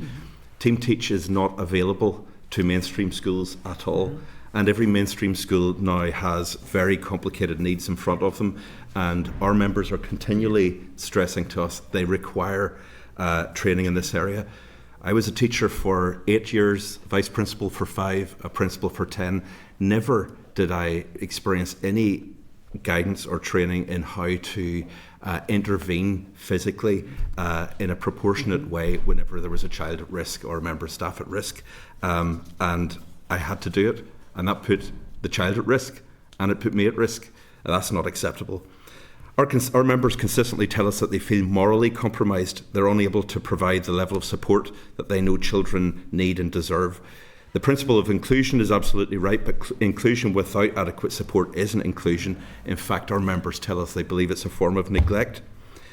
We're deeply concerned by repeated reports that the Education Authority applies implied legal pressure on school leaders and governors to place children in schools where leaders have clearly stated that they cannot meet the specific needs involved. That's not an occasional occurrence, it's routine. Our members never refuse a child, but they do express in good faith that they are not equipped to provide the necessary care and provision in certain circumstances. But the children are put into the school regardless. As a result, school leaders are left feeling complicit in a process that places vulnerable children in settings where they cannot thrive, a situation that some of our members have described to us as a form of institutional neglect which they are required to be complicit in. We need a complete reset on that practice. Properly funded multi-agency provision, faster child-centred statements and a genuine partnership between schools, EA, health and parents that puts children at the centre and isn't just an exercise of getting children into a seat, but getting children into a seat in which they can actually flourish. And for the sake of brevity, I'll just finish my bit there. Thank you. Thank you. That's great. I'll pick up, I think, on school uniforms as a starter. So you highlighted there some scepticism around the need for this to be placed on a statutory footing. In terms of the feedback that came through the departmental consultation, that overwhelmingly parents were expressing that they felt the current system wasn't working and that uniforms were an unacceptable cost burden. And there has been research from the likes of Save the Children. I know Women's Policy Network have also done work on this around parents routinely getting into debt to fund school uniforms. So I just wondered how you would respond to that. I appreciate the concerns around the bureaucracy and that will inevitably come with when you legislate. Is there a way to strike a balance, because if the system isn't working currently? Yeah, what we have come up with solutions as well, Nick, as you would know, as school leaders we would. We'd looked at strengthening the non-statutory guidance within that from DE. So for example, the department could revise and expand its existing uniform guidance. You know, there's clear benchmarks for affordability, of course there are, and within that minimising those branded items. I know colleagues in the previous session had mentioned, but ensuring widespread availability, so access for parents. And then there's always practical cases of uniform where there has been, you know, some sort of objection or things that have happened and solutions have happened, and we as school leaders would regularly come together and look at those cases of, you know, how do we alleviate those pressures for parents? How do we ensure that we implement that affordable, inclusive and flexible uniform policy? And I think good leadership in schools along with boards of governors will ensure that that does happen. You know, we're always asking the department, EA and so on to review those things with us as school leaders, get our feedback, because that's continuously improving, a continuous improvement cycle for that. And therefore, you know, we would encourage regular reflective practice through professional standards and that communication between ourselves and the Department of Education. I don't know if you want to add to that, Graham? Yeah, there have undoubtedly been, and some of them were referred to in the previous session, instances where there were extremely bad practices which were actively acting against the best interests of children. But bad policy is built on a few examples. We would suggest, I mean, this is an argument we have quite frequently in all sorts of different circumstances. If there are individual circumstances where an individual school leader, boards of governors have behaved in a way that isn't acceptable, then employing authorities have a responsibility and legal capacity to intervene and give that school a phone call and a visit and say, what's going on? We're getting reports of A, B and C. That doesn't require legislative change, that just requires proactive intervention from the employing authorities. That's what we believe should happen in those instances, rather than the development of another set of legislative parameters in which school leaders are going to have, no doubt, additional workload implications and potentially legal risk as well. I have to also say, as a school leader myself, we, on a pastoral element every single day, as all school leaders will, if there are individual needs for children, those will be brought to pastoral leads, those will be identified. You know, you talked about, you know, there are cases in an all-girls school, which I lead, that you're going to have children that need to wear makeup for certain circumstances. Of course, that happens in schools all the time. There are individuals, for example, who need to, you know, you mentioned the idea of the skirts and the colours of skirts. Absolutely. Those are all identified. If parents bring those to schools, any school that has children at the core of what they do will look at the necessary adjustments that need to be made for that child. Always. That's what should be happening. I'll leave that line of questioning there. I wanted to give you the opportunity to set out your views on that. I think it's probably certainly what I would hear from parents wouldn't necessarily paint such a positive picture, but I'll move on to the next question. Whenever this bill was being presented to the Assembly, the Minister was very, very clear that it was absolutely crucial that the committee completed its stage by summer recess. It's to enable this to be on the statute books, so that for prospectuses that are being published in November, school uniform policies would affect the new guidelines, would reflect the new guidelines that the legislation will create. Can I ask you, from reflecting the views of school leaders, what your view on that timeline would be? Because our understanding would be that with a really fair wind, this might be on the statute book. Well, not even they wouldn't have royal assent, but would have completed its assembly stages by middle of October. In terms of reviewing a policy, engagement with boards of governors, consulting with parents, consulting with pupils, engaging with suppliers, how feasible is it that a school who looks at their policy and says, I don't think it is in keeping with these guidelines, could have that reflected for a prospectus in November? As a school leader, it takes an awful long time. I know in my own school, even going out to tender with 3 different types, or even having 3 different uniform suppliers, the time that takes, and a consultation for stakeholders, for our children. Firstly, they're at the core, you have to talk to them, but it will take more time. Certainly if you're talking about September. So a few weeks is not long enough. We're 4 weeks from the end of term, Nick, so... Just to be clear, is built on a few examples. Yeah. It's also built in a hurry, and we would say take a bit of time. Well, I certainly made my remarks clear in the chamber that I felt that a rush to complete this stage wouldn't necessarily help us deliver good legislation, and I suppose I'm concerned that a rush to deliver this legislation on a timescale that suggests school leaders can deliver this for November, if that's not feasible, that we need to give that some consideration. You mentioned supplier engagement, so no, that's fine. I think it's something I would like to pick up with the department when they join us later.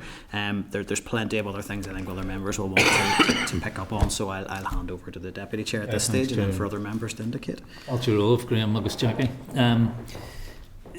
First of all, picking up on next point about the guidelines and the fact that there are going to be statutory guidelines.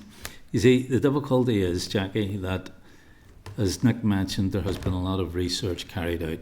He also didn't mention the Irish League of Credit Unions, who have talked about the affordability of school uniforms. And it's also the case, and I know it's not the case in your school, that some schools have sweetheart deals with suppliers. So they get something in return for ensuring that the supplier they use has a monopoly on that supply. And it's also the case that there are children who can't access certain schools because their parents know they can't afford the uniform. And some of these schools, and particularly the big grammar schools, have these fancy uniforms with braid up the sleeves and all that sort of stuff. And never mention the PE gear and so on.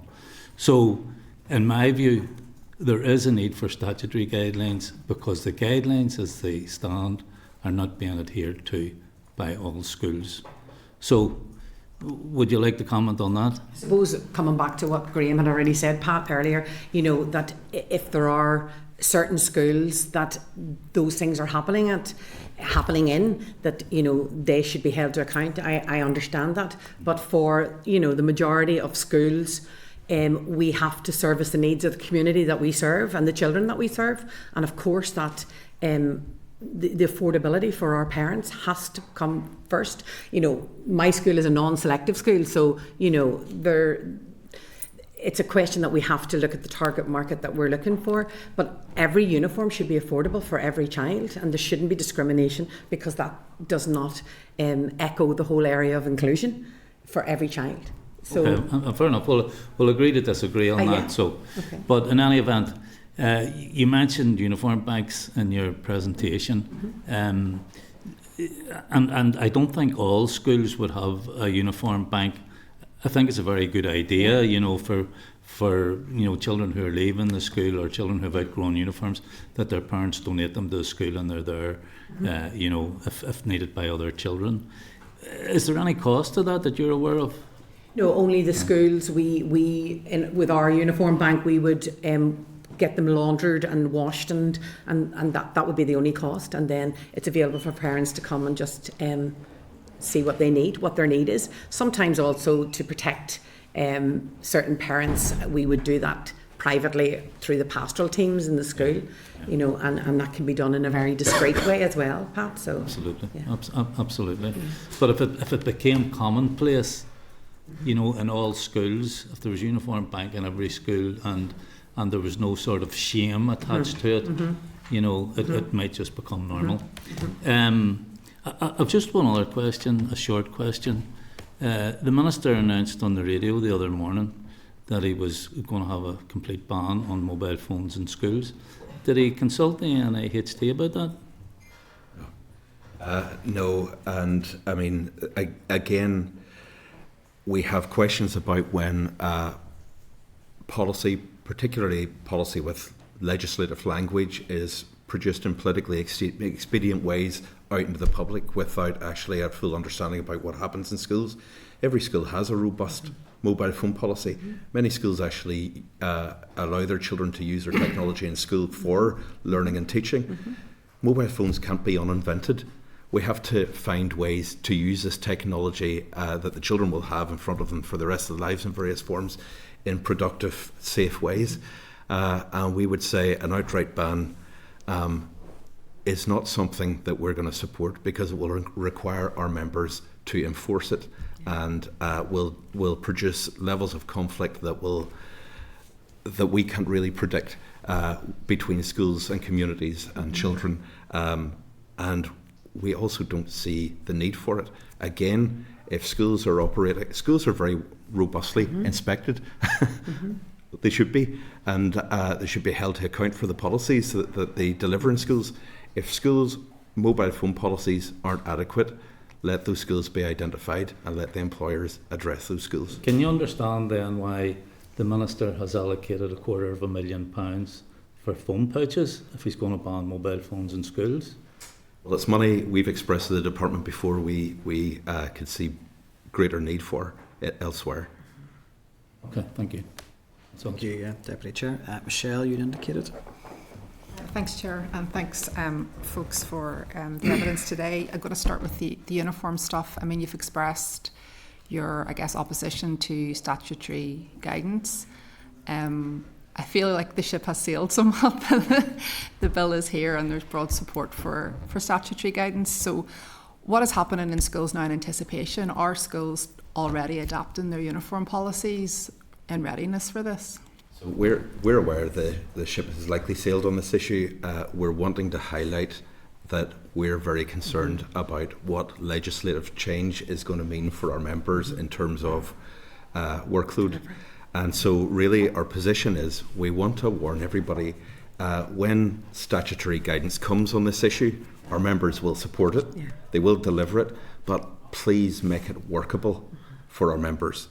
So in relation to your question, what are they doing in preparation? Just waiting to see. Okay. And do you think if maybe if the department were to offer, a boilerplate or standard uniform policy that could be easily and quickly adapted within schools, that would be helpful? Or do you feel like just leave it to the schools to have complete autonomy on that? They'll have to go out to consultation to all the stakeholders. Schools see their uniform very much as an identity and an ethos. And if you have a school that has been around for 70 years, 80 years, or whatever, there are certain things that you're going to have to consult parents and so on with. And that's why I suppose we talked about strengthening that non-statutory guidance. But I think there has to be that. Communication with the community and just that identity for children, but of course bringing into effect the cost effectiveness of it for our parents, and that will always be the key, that there's no barriers for any of our parents or our children for a uniform. I'm probably going to touch on SEN. I mean, you covered a lot of ground, so there's a lot of things to ask, but you used quite a phrase, institutional neglect. That's a big statement. Can you say more about what you are alluding to there? Is that specifically the point around children being placed in the wrong, not appropriate settings, and the impact that's having on those individual kids and the impact on your schools? So I'm not a school principal anymore. I was in a primary school. There were points in my career as a principal where I had specified in the consultation form whenever a child was coming to my school that my mainstream provision, without changes in the training for my staff and potentially changes in the geography to my building, I wouldn't be able to meet safely the needs of a particular child. But I was compelled to accept the child. I wasn't saying ever, and none of our members do, I wasn't saying no to the child. I was saying I'm scared that I can't actually meet this child's needs in these circumstances, and without A, B and C. But I was compelled to take the child into the school, and I lost many, many nights of sleep with that child in the first couple of years of their school career, because I expressed it to the Education Authority frequently. The best that I and my staff can do is keep this child safe. This child, because of the complexity of their needs and our inadequacy in actually being able to meet their needs, we're not a specialist unit, a specialist provision. We're a mainstream primary school. We have no experience and no understanding, no capacity to meet this child's needs. The best we can do is keep this child safe. This wee child will never flourish in my care, no matter how much heart and soul I and my staff put into it. I cried frequently about that child. I begged for help and begged for support. And actually, that child only got a proper placement when there were a couple of moments where members of staff were hurt, and I had to use the discipline policy in the school and suspend a child completely inappropriately, actually, because the child wasn't misbehaving, the child's needs were not being met, and then a placement was found. That's my own experience, and that's those children. If this system was functioning properly, what would happen would be, here's a child, here's her list of needs. What does the school need to meet this child's needs? And the school will say, okay, I'm going to need this, this, this, and this to meet the child's needs, and the resource comes. Just follow quickly. They are placed inappropriately, and maybe that's the point of neglect, that they're just forced into a placement just to get them off the list and take those stats down. But there's no follow-up then. There's no kind of coming back to that child, aware that they're in the wrong setting, and developing any kind of plan to meet that child's needs further down the line. Is it just they're off the books now, moved on to the next child? There's then an endless struggle from the school to have the child's needs met, and actually in many cases, I mean, the restraint and seclusion issue, distinct from what you were talking about earlier, Peter, in terms of children's behaviour, but specifically with regards to children with complex needs, if they're in the wrong setting, schools are finding themselves having to engage in practices that are actually not acceptable, but it's because the child's needs are not being met, they're not in the correct place. You met Aurelia. Aurelia actually was placed in my school. We took Aurelia, but the phone call only came in the middle of August. Now, Aurelia was in the system for 7 years in primary and in nursery school, and also then was not able to come directly into my school because the building had to be adapted to meet her needs. So there was 4 months where Aurelia was not able to attend school. And I think we also, the big issue, and I know the unions in the previous session, we have a workforce that is not being trained to the level to meet the needs of every child that sits in front of us. And that cannot be right, that we are not meeting those children's needs because our teaching workforce has not been trained to the standard that it should be. And therefore, the knock-on effect on that is, children are not being placed in the correct school. And it continues after transition, and like no support for them then either. Yeah. Just looking for other indications here, Kathy. Graham, thanks for sharing that with us, because I'm sure that you're not the only principal who's experienced something like that. I just want to ask a really simple question. Do you think that the SEN reform plan that we have seen is going to change? Do you think it's going to stop this happening and other principals having this experience? I'm certainly not the only principal. The NAHT conference was just a couple of weeks ago in Limavady, and there were maybe 120 or 130 members in the room. We were having this conversation, and almost everybody was indicating by hands and nods and so on they're experiencing the same thing. And I just want to say, before I address your question directly, we don't blame anybody in the Education Authority or anybody in the department or any individual or group of people. This is a result of cumulative years of underinvestment. This is a money issue, and this current practice, is my words, it will maybe offend some people, is akin to special needs provision on the cheap. Just get children crammed in anywhere you can, throw a few £1,000s towards it and hope for the best. It's absolutely not good enough, and I think collectively as a society we should be pretty ashamed about this provision. It's not good at all. And in relation to your question, will the SAN reform progress change this? We don't feel very positive about that. I mean, we do recognise the Minister's commitment, and we're very appreciative of that. This is the first time in a while we've had so much weight behind change in this area. But like I just said, this requires a huge amount of money, and I've said it in this room before, for years politicians from every party have expressed that education is a priority, and we agree, we believe that is the case for the individuals who are saying that, but we need to see that followed up with huge investment from Westminster and prioritised here in Stormont to make sure that money is going to schools to meet children's needs. The problems now are an outworking of underinvestment, and the SEN reform direction of travel is good and positive, and there's a lot of consultation, but without huge amounts of money, it's just going to be another exercise. Thank you.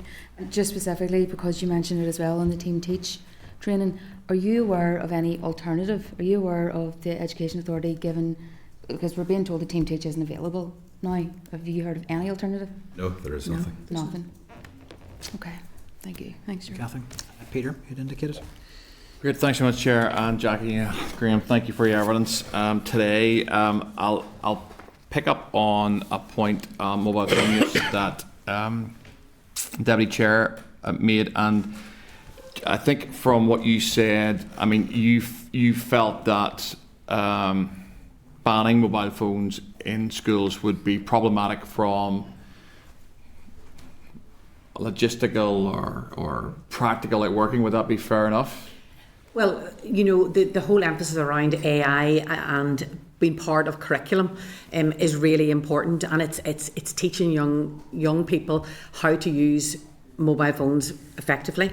From a school leader perspective, whose budget is totally decimated, because the majority of our school budgets are now taken up on teacher salaries and salaries as a whole, there is very little money for investment in technology within schools, and therefore you know, every child has a mobile phone, and to be able to use that as a classroom practitioner, we use them in all subject areas and all curriculum areas. I'm just talking from post-primary, but the same in primary as well. They are used very much, but they are all under the guidance of the mobile phone policy in school. And I know somebody raised earlier about the mobile phone policy. We are always very reticent of the child protection issues within the mobile phone policies. They dovetail, one sits inside the other. But I think that, you know, we as schools are constantly learning and adapting our mobile phone policy according to what the risks are for our children. And therefore they're adopted by boards of governors every year, updated and so on, in line with things that happen.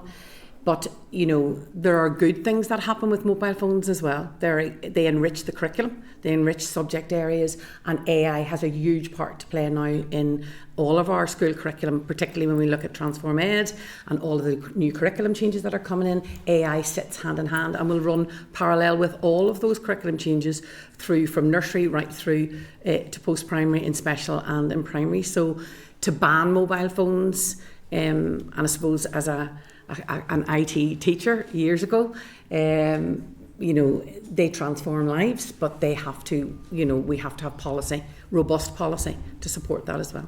Okay. No, look, thanks, Jackie. And maybe in the future we might have NAHT members coming before a virtual Graham. What a terrifying thought that is. I mean, look, it's just to flag up some figures, more for your ears than anyone else. But I am concerned about general mobile phone use, smartphone use in particular, and social media in kids, especially girls. And I used these figures recently in a debate, and this is all well researched, well documented, that at 0% of smartphone social media use, 12% of girls have depression or low sense of well-being. You raise that to 6 hours, and that figure of 12 goes to 38%. So there is really direct correlations, and I'm quite concerned about. So, I mean, I just think something around, and I could take the rest of my 4 minutes talking about this, but I'm not going to. Something around that area I think is quite important. I'll move on to what you're talking about, just the last item, which is around seclusion and restraint, and you picked up on that. I want to ask you the question as well around Section 4 of the Education Order, A, B and C.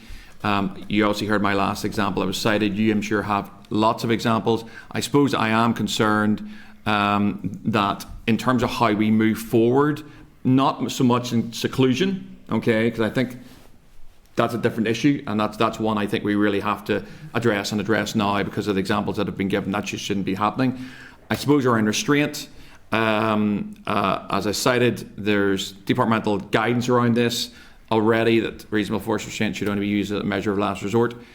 Do you feel, or what do you feel about altering Article 4 with your NAHT hats on, in terms of how either principals or in particular staff making sure that they have some level of legal cover to maintain discipline and order within our school system? Thank you, Peter. Just on the mobile phone issue, we agree. We're deeply concerned about smartphone technology and the accessibility of all sorts of horrific stuff for children. We don't believe that banning them in schools is actually going to change people's behaviour with mobile technology outside of schools, and we don't want to see. I was a primary school principal. I would prefer there was never a mobile phone in my building, but some children required it for their own circumstances, and sometimes we use the technology in school for beneficial reasons. So possibly not a ban is the right thing, but there may be a better approach. We would urge the Minister to come and talk to the unions, and let's work it out together, something that's workable, deliverable and beneficial for kids. So where we don't accept that if there's a child with complex needs and their health plan and medical information and their statement of need require them to have some level of core support or something like that, that's very different from the documentation that we see around restraint. And we say where it's appropriate in a health plan for a child's medical needs, that's fine. Otherwise, a child should never be restrained unless they pose a risk to themselves or to other people. And I can think of an example where I was walking children up to a leisure centre and a child in a garden somewhere kicked a ball and it went over the heads of me and my group of children, and one of my children was going to run out to get the ball, and I put my hand out and stopped them, and my hand and their body connected as I stopped the child from running into a road. Yes, the school professionals need protection to be able to intervene proportionately in that event or in any other kinds of events where there is actually a definitive need to keep a child or somebody else safe. And that also applies whenever in circumstances where a child might be being aggressive and somebody's in danger, including the child themselves, or there may even be significant property damage or something like that. But what our school leaders need is clear parameters to work within and training for their staff. Time has beaten us on that one. We're well over time, but thank you for the answer on that. Just one really quick one. Just good order. So maintenance of good order and being permitted to use reasonable force. is that the same as good statutory guidance around when it's appropriate to restrain a child? No, because our understanding of what good order means probably differs from what our understanding. Everybody will have a different definition of that. Where a child's safety is at risk, or where a person's safety is at risk, that represents a point where there could be a case for a physical intervention to save somebody. Peter referenced some of the guidance around that, the committing of an offence. I mean, that could be spray painting your name on a wall. Is reasonable force required to stop that, or a word to say stop? And I suppose that's my concern around reasonable force for good order. So those parameters need to be clearly defined. Another conversation for another time. David, you'd indicated there. Thanks very much, Chair, and apologies for my being late. I had a long-awaited ministerial visit to Nuttall High School, which people have heard me talk about quite a few times on committee, so that was the reason for being here, and sorry for missing your presentation. I'll do my best to catch up with that in my own time. So I wasn't planning to ask a question, but just on the back of some of the discussions around the smartphones, I have listened to some of the discussion around uses of smartphones in school and how the different apps and so on and how they can be used. I am slightly concerned that in itself is self-defeating, and that it adds to the peer pressure that both parents and children will feel to have their own phone, their own device. It is certainly, I'm sure by the time you get to your mid-teens, there are a lot of people, almost universal. But I would worry about if this becomes a piece of school apparatus that's almost expected for a child to have, that it starts to encourage children to have them younger and younger and normalises it. I mean, that's whilst that seems an argument that you're given for, not bringing in sort of a ban, for instance, that seems to me slightly concerning. Yeah. Well, the school will always have to have facilities to provide for children that don't have access. I think one of the major elements around the use of mobile phones has to be the preventative curriculum, and that support for children and the use of mobile phones and how they're used appropriately. Surely you can have those discussions though without necessarily having the phones in front of you. Well, the teaching aspect is, and no doubt there will be, not everyone will have them, but the schools will have iPads or. Absolutely, and there'll be demonstrations, and teachers will use their expertise in order to do that. But I suppose, when we look at society and all of the things that are being impact upon young people in society and the use of mobile phones, it's not necessarily the use in schools. I'm for the realism. I just sort of wonder whether showing that there is, especially at that age, one time of day, one part of your day where you can be without it, and accept that you're saying in an ideal world you wouldn't, and it's maybe an issue around whether how you feel it would be enforceable. And I can take that sort of point, absolutely. I just think on the point of principle that actually it's probably a positive thing if we can get kids as late as possible to be without having their phones in front of them, and certainly them not feeling as if that's something they should they must have to do school. Well, I think we would agree on that, David, but like you said a moment ago, we want to maintain realism here. Many schools actually don't have iPads, even still, and many schools who were able to afford iPads 8 or 10 years ago are operating on devices that are actually antiquated now, and the technology moves so quickly. We don't want children to have a sense of competition with devices and so on. We would prefer if they weren't a feature of their lives, but we recognise that they actually are. An outright ban isn't the answer. Some consultation on what is the answer is the answer. I realise there's probably no perfect, and we're probably the only thing I would say, and it's actually an aspect of this conversation I think I've heard quite a lot, and I think it's important we don't have the discussion in the margins. I don't think anybody's arguing that where there is a specific need or an exception that needs need. We've always had schools where there's rules, but there's exceptions for those who have good arguments. So if a child needs it for their diabetes or whatever, I don't think anyone's arguing that shouldn't be a case. It should just be the exception rather than the rule. But thank you very much. I think it's very much encouraged also that children we want children to be able to play and chat and spend lunchtimes phone free. So mobile phones as part of policy mainly are not allowed in school unless directed by a teacher within the school environment for curriculum or whatever, because we do encourage that those face-to-face relationships and that lack of anxiety within schools, and to minimise that. So the preventative curriculum also helps with that. So, and as a school leader, if we could not have school, have mobile phones, it would be brilliant.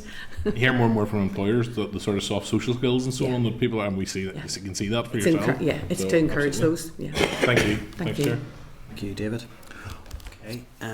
Don't have any other indications, so that brings the session to a close. So again, thank you for your time. We've covered a lot of ground, and there'll be the issues to pick up. And as I said with the previous witnesses, always an open door. If there are issues that you want to explore in more detail with the committee, please do keep in touch. Thank you. Thank you. Thank you very much. Thanks.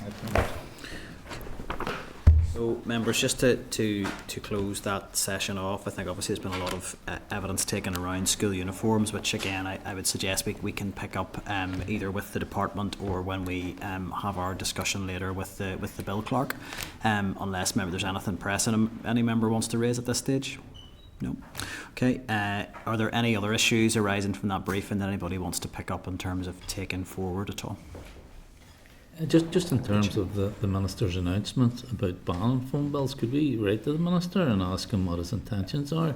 There's obviously been a lot of discussion on it. It was an announcement tagged on to the end of a radio interview, so I think it would be legitimate for the committee to get some clarity on that if members are agreed, just to ask, I think clearly for his intentions around whether he is introducing a ban. That's certainly what he stated on the radio from my recollection, but it's maybe not the ideal way to make a policy announcement. So if we could get something in writing, if members are agreed. Yeah, agreed. Great. Yeah. Was there an item just in the previous session about team teach?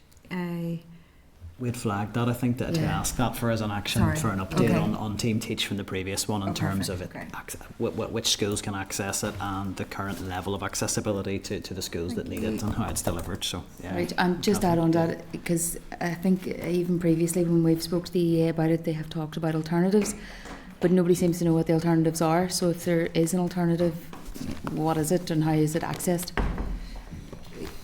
I'm going to suggest that there is probably the next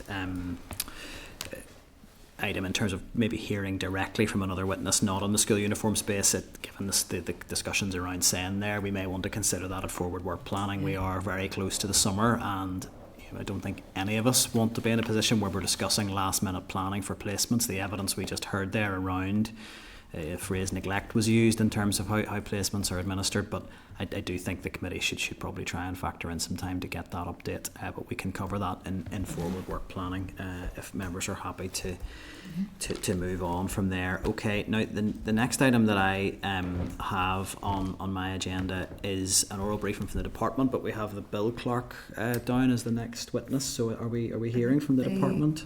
The departmental witnesses are in the waiting room, aren't they? Okay. Yeah. So they're joining. The departmental witnesses are virtual. That's fine. Yeah. So that moves us on to item 9 then, and again it's on the School Uniforms Guidelines and Allowances Bill, and it's oral briefing by the Department of Education. So effectively the departmental officials here from the bill team are here really to answer any questions that members have that have arisen over our consideration of the bill so far, certainly from today's evidence session or from any others. So it really is our opportunity to get clarity on any of the issues where we feel that is required. So joining us today, and I can see they are now online, we have Margaret Rose McNaught, Director of Transport and Food in Schools with the Department of Education, and Shirley Sweeney, Head of School Uniform Policy Team in the Department of Education. So both joining us online. Hopefully everything is okay with the audio. Is everybody able to, just a thumbs up if you can hear okay?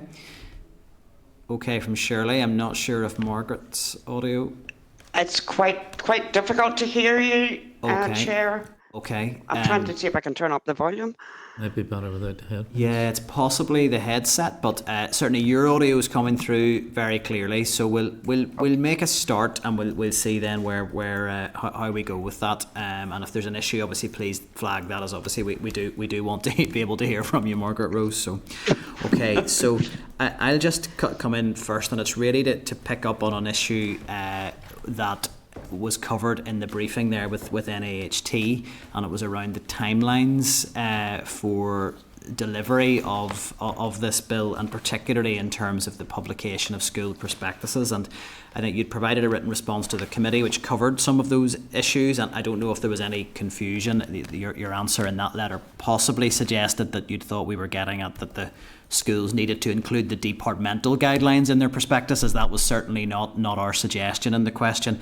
Our question was really about reflecting departmental guidelines in the uniform policies that would be in those prospectuses. So I just wanted to check in on the timeline. So in terms of the latest possible date that guidelines need to be made available to school leaders, so that this can be included in prospectuses, which I understand are published in November or submitted for approval for publication.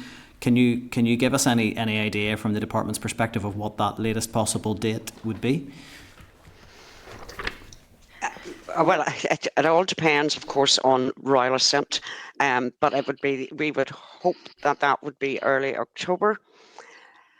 I suppose not really when the guidelines can be available. For my understanding is that it was set out very clearly by the minister when he was bringing this legislation, and I think in the debate around how long the committee stage should run for, it was covered very clearly that there was a real urgency to do this so that school uniform policies could be updated to reflect the new guidelines, ready for prospectuses that would be published. So is there a date by which prospectuses need to be published so that it is ready for September 26? Maybe if that's my first question. Yes, so there are a set. First of all, can you hear me all right? Perfectly, yeah. Lovely. There's a set of regulations, so subordinate legislation, which requires school prospectuses to be published 6 weeks before parents express a preference for the school they wish their child to attend. So that's done through the Education Authority admissions portal, which opens normally in January. So working back from that, the prospectuses are to be published under those regulations it's normally the mid to end of November, early December. Okay. There's 2 different dates for primary and post-primary, assuming that the timeline's similar to the last number of years. Okay. So November for the prospectuses to be published. What then have you engaged with school leaders at all to understand what's the latest date they need to have the new statutory guidelines to enable them to ensure their policies are compliant in time for that date in November? So what we've done on that is last September, 24th of September 2024, the Permanent Secretary wrote to all schools to highlight the provisions and requirements of the potential bill as it was at that point. Our hope would be to write to schools again shortly, just to update them on the bill as introduced. And all of those letters will highlight and have highlighted the key steps that are also in line with the non-statutory guidelines. So in terms of consulting with parents and pupils, in terms of having a rationale for uniforms. Sorry to interrupt. I suppose my question is, what is the latest date in terms of your engagement with schools that school leaders, by the department's understanding, need to have these new guidelines? Because the bill, I'm pretty sure, as introduced, is not the bill that will complete its stages in the Assembly. There's clearly interest in amendments. So what is the latest date that the final guidance that reflects the actual bill as passed needs to be with school leaders to facilitate appropriate policies being included in school prospectuses? I think we will. Sorry, Shirley. Sorry, Margaret Rose, you go ahead. No, I think. I mean, I hope it's a straightforward question. I don't know. What we're saying is, it's. I mean, school leaders should know already what is going to be asked of them in terms of reviewing their school policies. They don't know what this bill is going to look like after amendments. Well, no, but they do know that they're going to have to formally consult with children and young people and their parents, and that was one thing we were very specific about in the letter that went out last.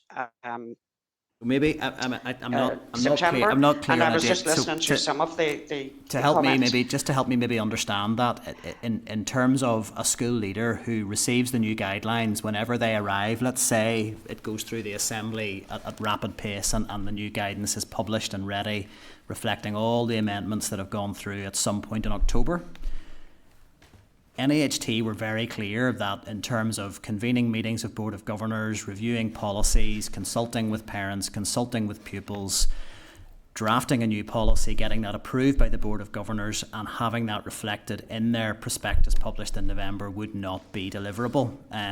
So essentially either we're saying all school uniform policies that currently exist will automatically already be compliant, or they can't be reflected in November. So it's trying to understand whether this timescale is feasible.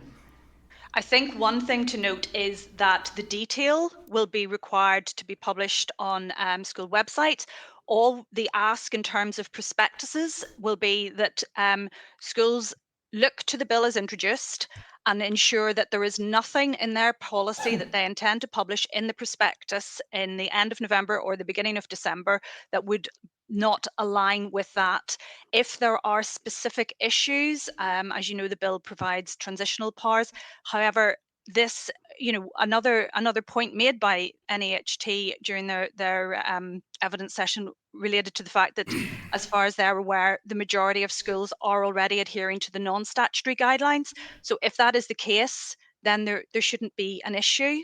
However, the prospectus doesn't require the detail to be published. All the prospectus requires is not to publish a commitment, for example, for an extensive set of branded PE kit, as an example.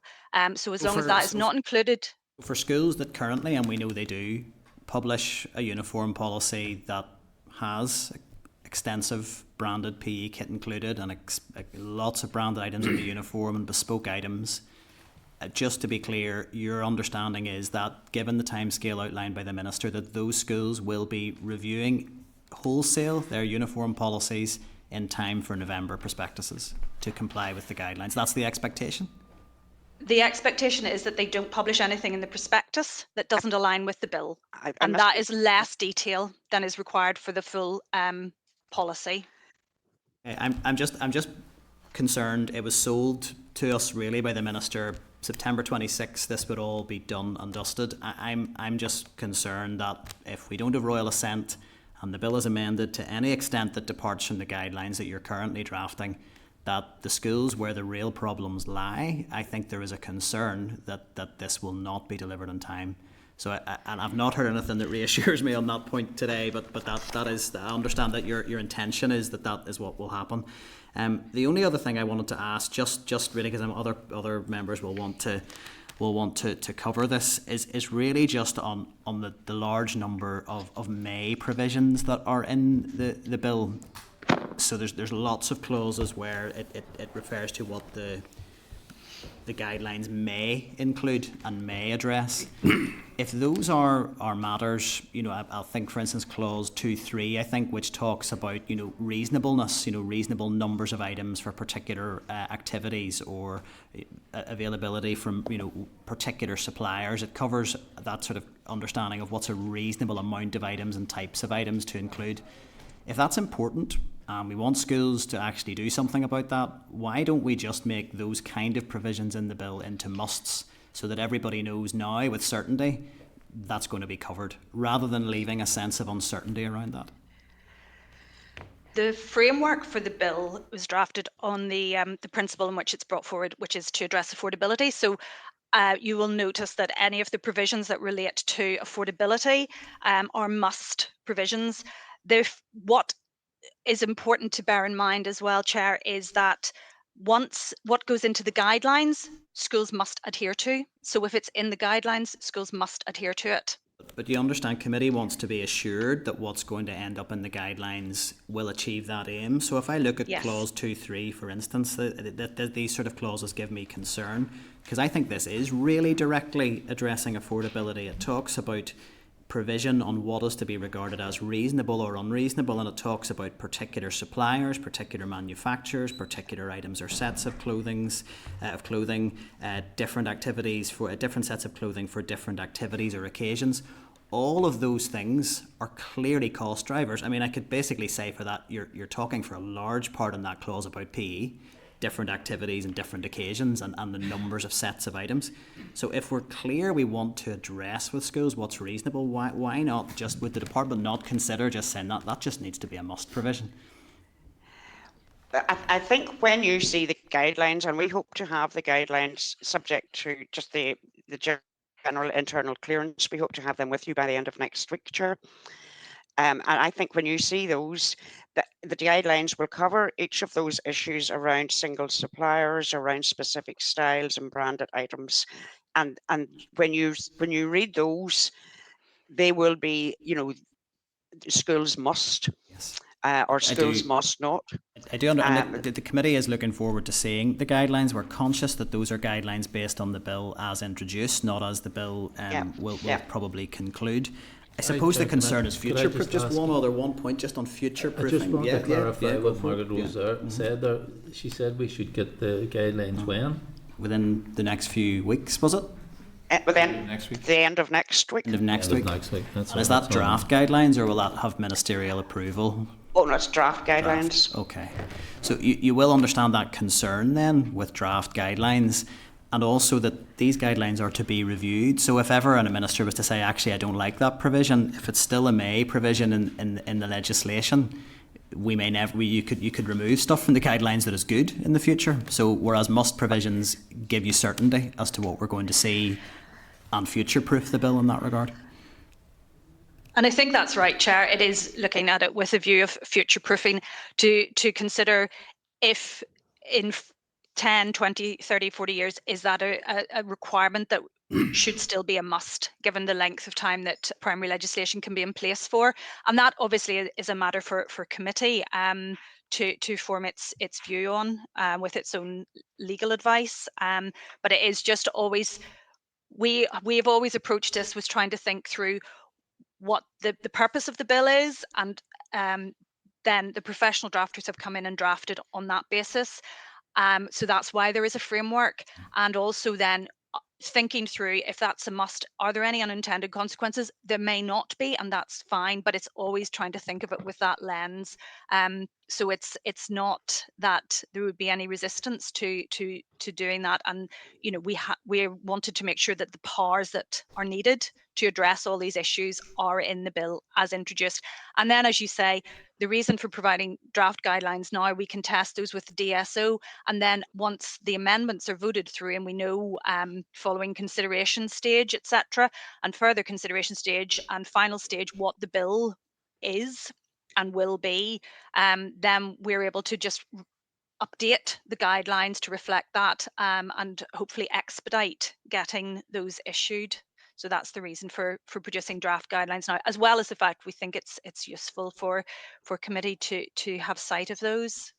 Okay. No, thank you for that. Well, look, I'll leave it there, other than really just to say, I would certainly want to emphasise, I think if the department were to look at strengthening some of those provisions, I think particularly around that clause on reasonableness, and I think particularly around who must be consulted with, rather than leaving that open-ended. It seems that those things are clearly connected to engaging parents and addressing affordability, and it would be, I think, welcome, I think reassuring to the committee if those provisions were strengthened, rather than being left guessing a little bit on what might land in final guidance. But I'll leave it at that. Deputy Chair, do you want to come? Thanks, Chair. And thanks, Shirley and Margaret Rose, for that so far. You'll be aware the Human Rights Commission were in with the committee yesterday morning, and they suggested that inclusivity should be incorporated into Clause 2 in terms of setting out what the bill intends to do. And I know that you have said to us previously that we shouldn't try to be too prescriptive about this bill. But the Chief Executive of the Human Rights Commission said, and I quote her, "Once you have made the decision as a department that you want to change, I think you need to be prescriptive, because nothing will change otherwise, and it becomes inconsistent across schools, and what you have is a difficulty for the department to monitor what is happening in schools." So how would you respond to that evidence that was given yesterday? I think one of the key matters, Deputy Chair, is to reflect on the fact that the bill places a duty on schools, so they must adhere to the guidelines. So there isn't, whatever is in the guidelines, all grant-aided and independent primary and post-primary schools must adhere to. Is there any cannot be that inconsistency. Sorry, Shirley, for cutting across you. Is there any suggestion that inclusivity will be incorporated into this bill at any stage or into the guidelines?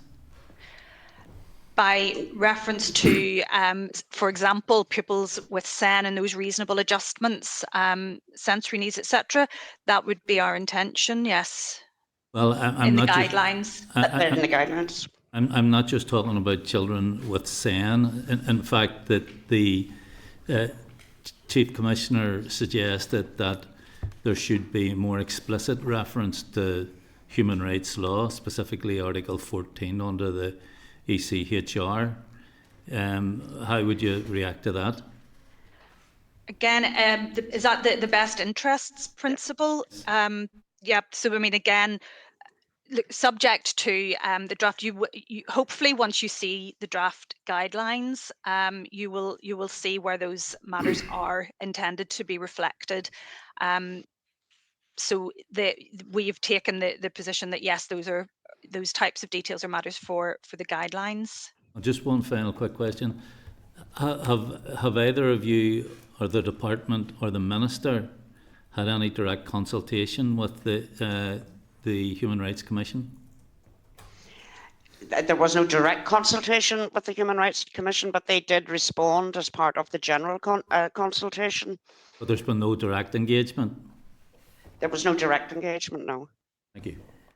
Thank you, Deputy Chair. Any other members wanting to come in? Michelle? Yeah, Michelle.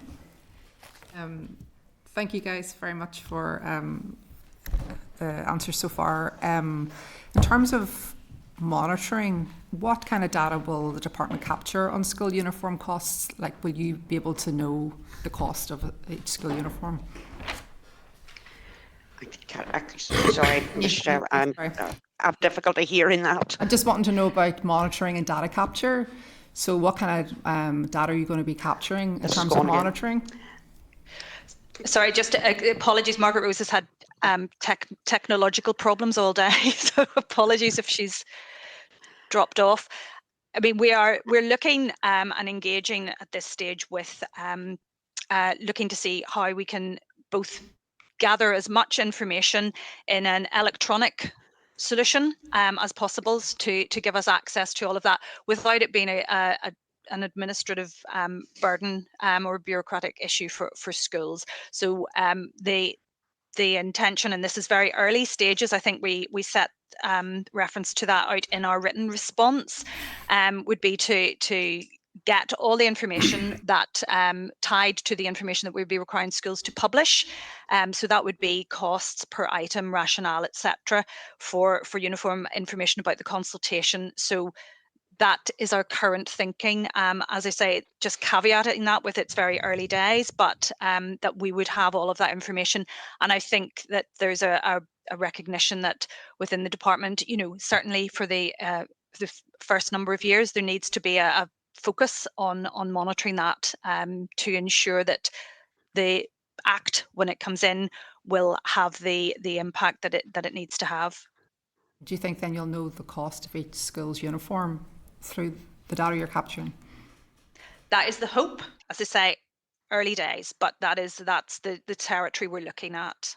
And in terms of your definition of branded, can you give a bit more information on what way you're viewing that at the moment? There's information obviously in the bill, but how far do you go in terms of what's considered branded? I mean, we could get into particular colours within schools of the uniform, particular styles. What is the department's view on just how they'll define branded? We do intend to put a definition into the guidelines of what we mean by branded. I'm trying to go between screens here to get the definition as it stands at the moment. But I can't get it up. Apologies, but we do have a definition of branded, and we mean by that, you know, that could be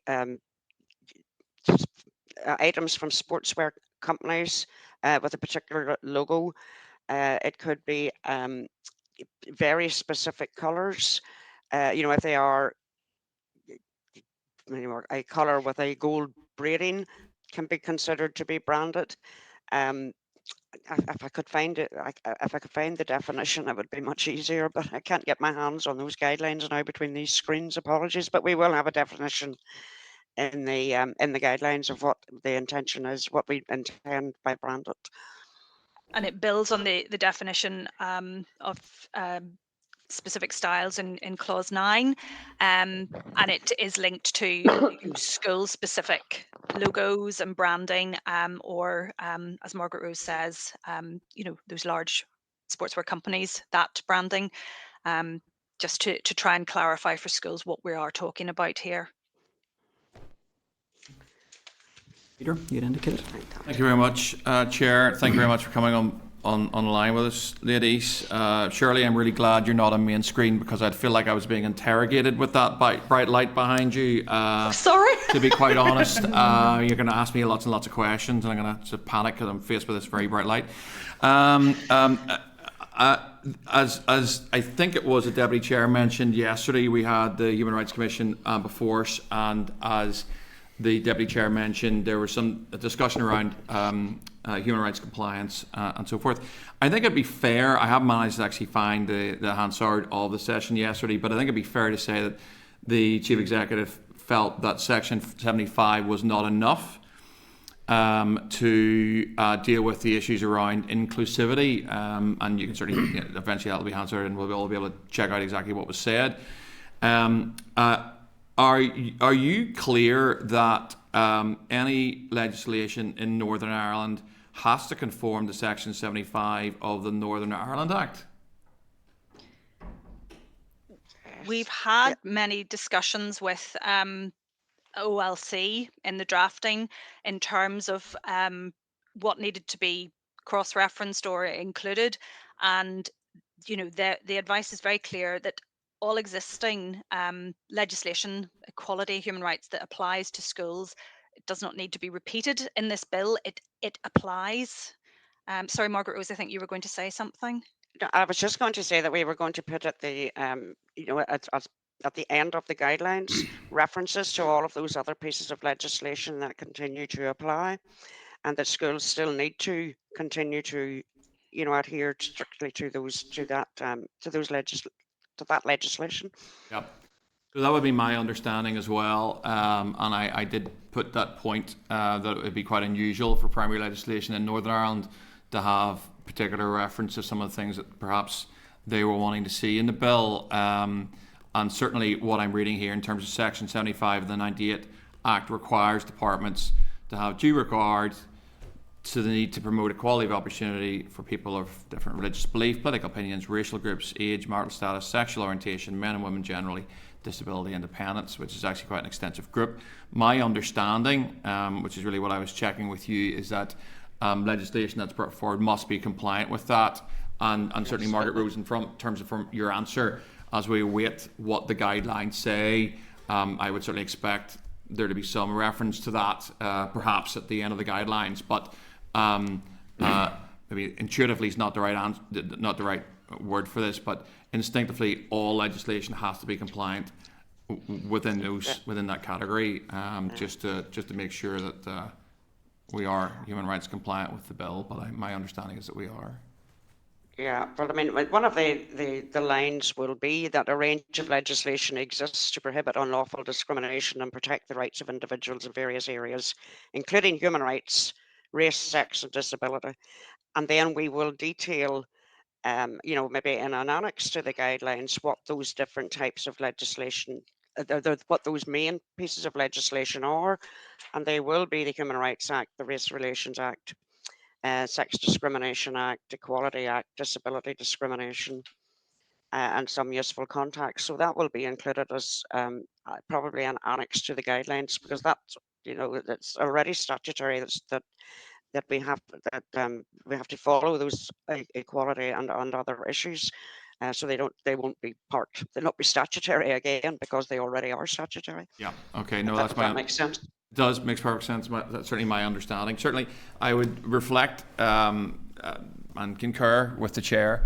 These guidelines, certainly the committee is very interested in seeing them, as they will provide a level of sort of reassurance around some of these areas that we're all discussing, and certainly I just reflect, obviously, if you can provide them by the end of next week, that would be incredibly helpful for us to get our hands on those and see where we are. So that's me, Chair.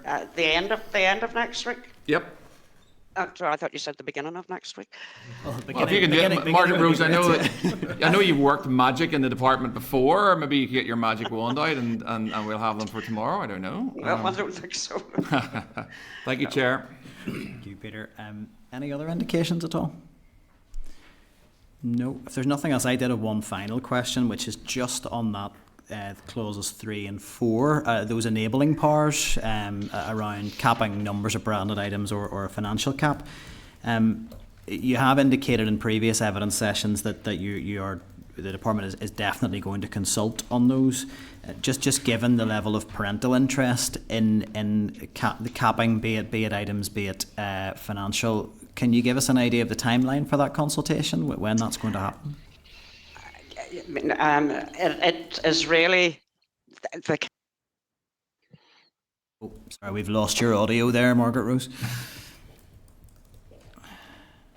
No.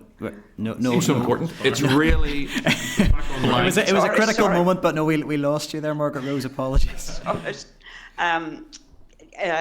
Gosh, I've lost my train of thought. What was I saying?